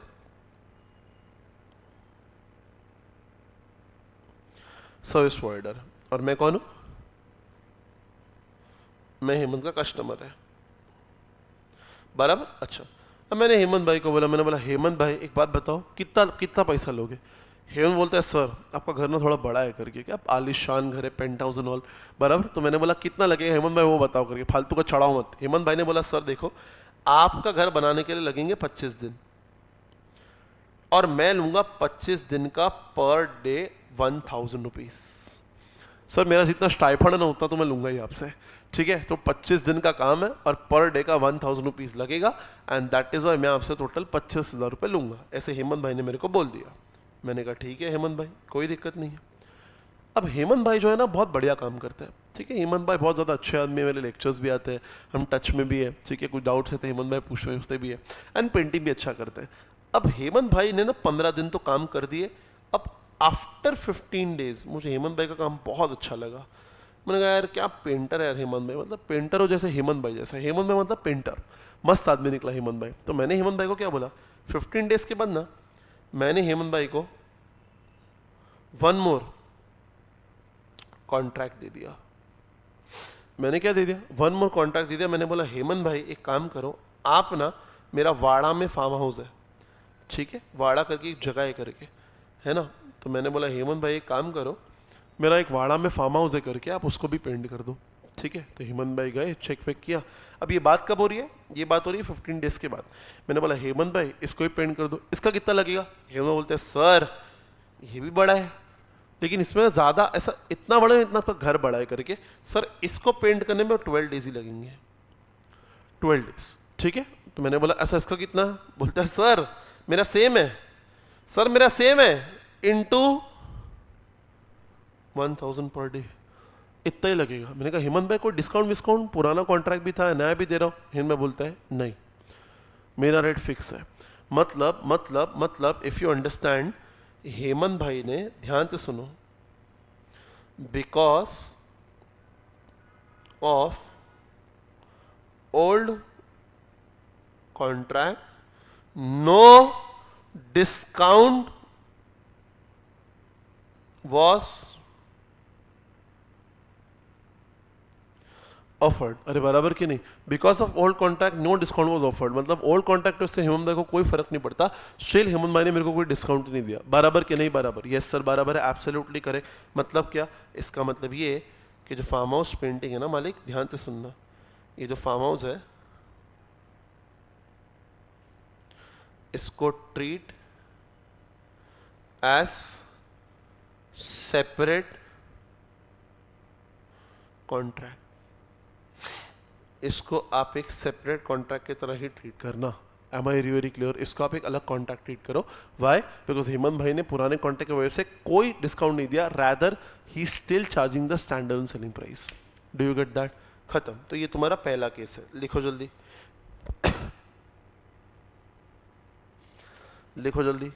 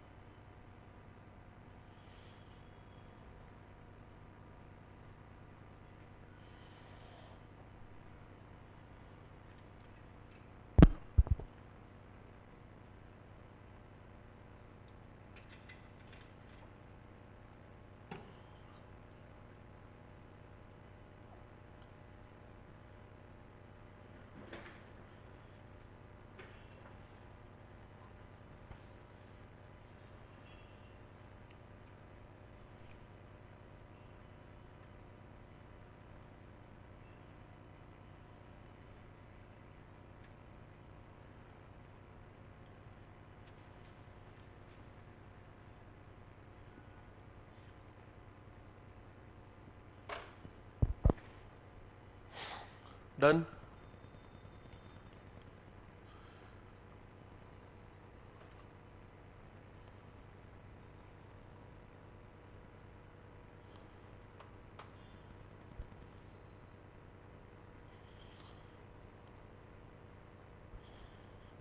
डन।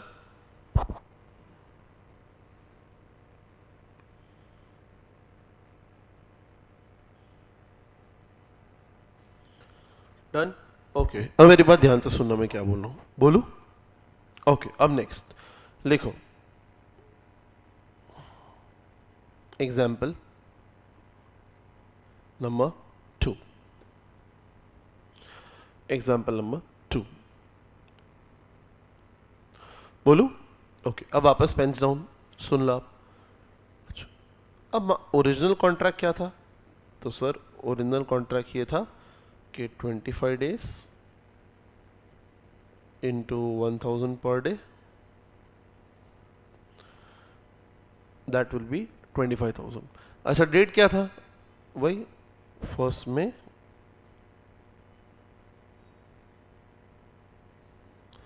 टू 25 में, ये डेट था। ठीक है, अब क्या हुआ, ध्यान से सुनना। After 15 days, after 15 days revenue booked till date, कहने से 15,000 हो जाएगा। बराबर? अच्छा, 15 दिन के बाद कोई बोलेगा रेवेन्यू कितना बुक कर लिया, तो सर 15,000 बुक ही कर दिया ना। बराबर? 1000 पर डे के हिसाब से 15 दिन का 15,000 रेवेन्यू बुक कर लेंगे। बराबर? अच्छा, अब क्या हुआ, वापस एएस ने क्या किया, बोला मेरा फार्म हाउस पेंट करके दे। हेमंत भाई ने बोला सर 12 डेज लगेंगे। ठीक है, क्या लगेंगे सर? 12 डेज लगेंगे, जिसका मैं आपको रुपीज 760 पर डे लूंगा। मैंने कहा हेमंत भाई डिस्काउंट? कहते हाँ sir, because of old contract, आप मेरे को नया कॉन्ट्रैक्ट भी तो दे रहे हो।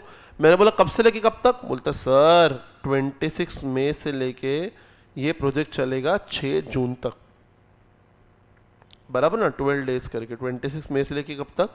6 जून तक ही लगेगा करके। अरे बराबर ना, क्यों डिस्काउंट दिया? डिस्काउंट दिया बिकॉज हमने आपको ऑलरेडी एक ओल्ड कॉन्ट्रैक्ट दिया था और आप ही हमें अब क्या कर रहे हो? न्यू कॉन्ट्रैक्ट दे रहे हो। अब क्या करने का? अब क्या करने का? ध्यान से सुनो। देयरफॉर, कौन है ये नॉनसेंस?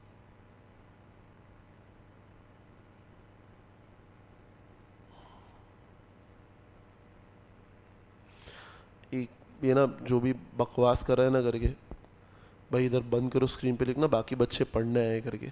समझ गया तो फोन करके बढ़िया सी बातें सुनाऊंगा, दोबारा नहीं बोलूंगा मैं।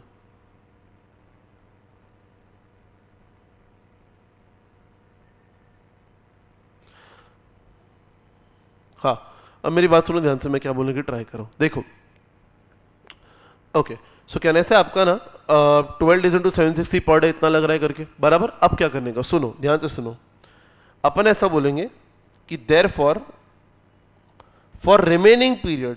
अब कैसे करने का?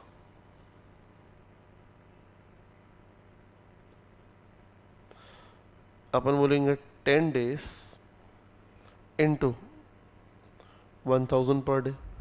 कहने से तो बाकी है, हाँ sir, plus 12 days into 760 per day. अरे ये भी बाकी है, बराबर। The whole divide by 22 days कर दो। अरे आपको समझा कि मैंने क्या बोला? भाई 10 दिन के लिए मैं 1000 रुपये पर डे लेने वाला हूँ और 12 डेज के लिए इंटू 760 पर डे लेने वाला हूँ, मतलब मेरे गले में कहने से इतना पैसा आएगा। द होल डिवाइड बाय एक काम करो, इसको ना 700 कर दो तो आपको कैलकुलेशन ना इजी हो जाएगा। 760 नहीं, इसको 700 कर दो, इसको ना 700 कर दो। बोलो कितना आता है? अब बोलो कितना आता है?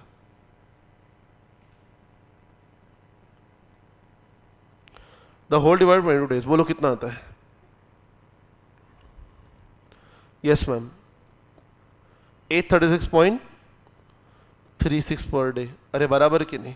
सो there for from 16th day, from 16th में बेसिकली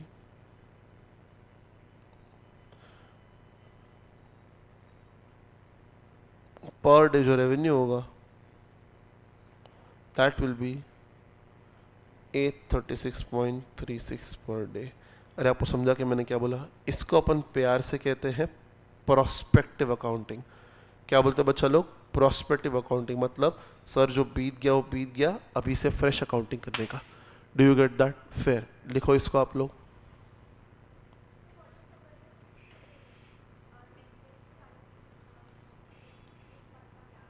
एक मंथ का गैप लेता तो फिर उसको एक सेपरेट कॉन्ट्रैक्ट ट्रीट करते अपन लोग।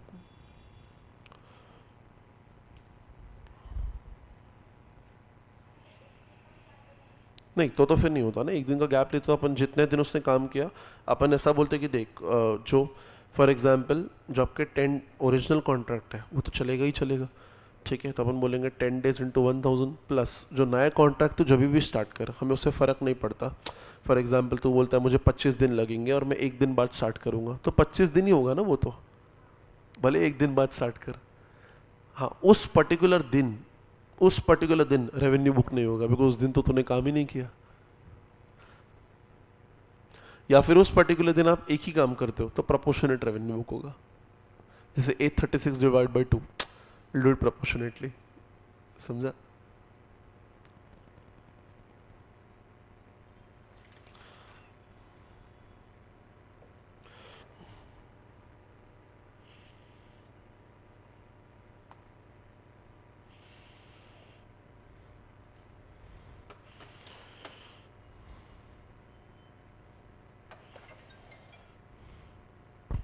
विवेक बेटा 5 मिनट में कॉल कर रहा हूँ, 5 मिनट में कॉल करो बेटा।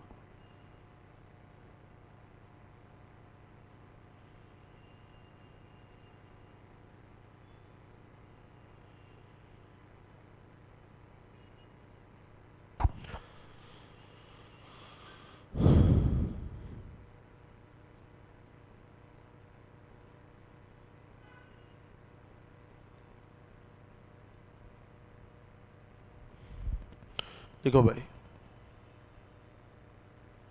क्या बात है अर्नव भाई, सुबह सुबह एकदम बढ़िया लग रहे हो आप।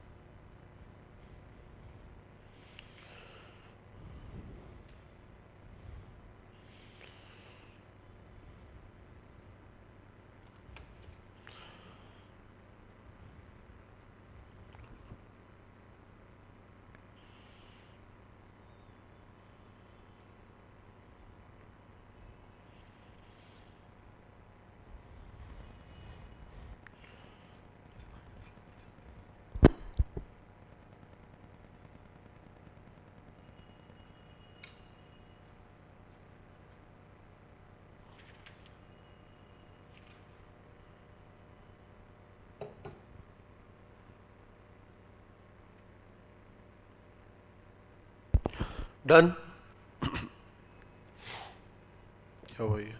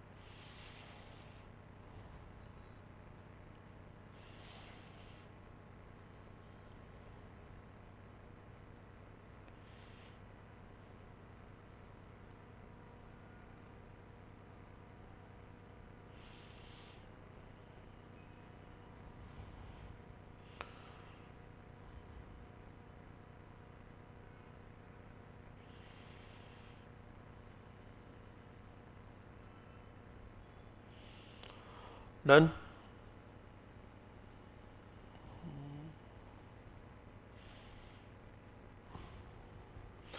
ओके फेयर, हो गया ये वाला। ठीक है, no problem, let's do one thing, let's stop here, क्योंकि ये चल वल नहीं रहा है करके अपना इतना पार्ट हो गया। We are almost near to clearing the step 1। ठीक है, स्टेप नंबर 1 आपका आई थिंक हार्डली 15 मिनट का बाकी है, and directly will start with step number 2।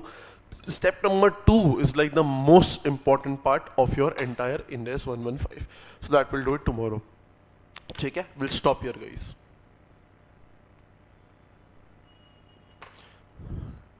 Just share them this PDF.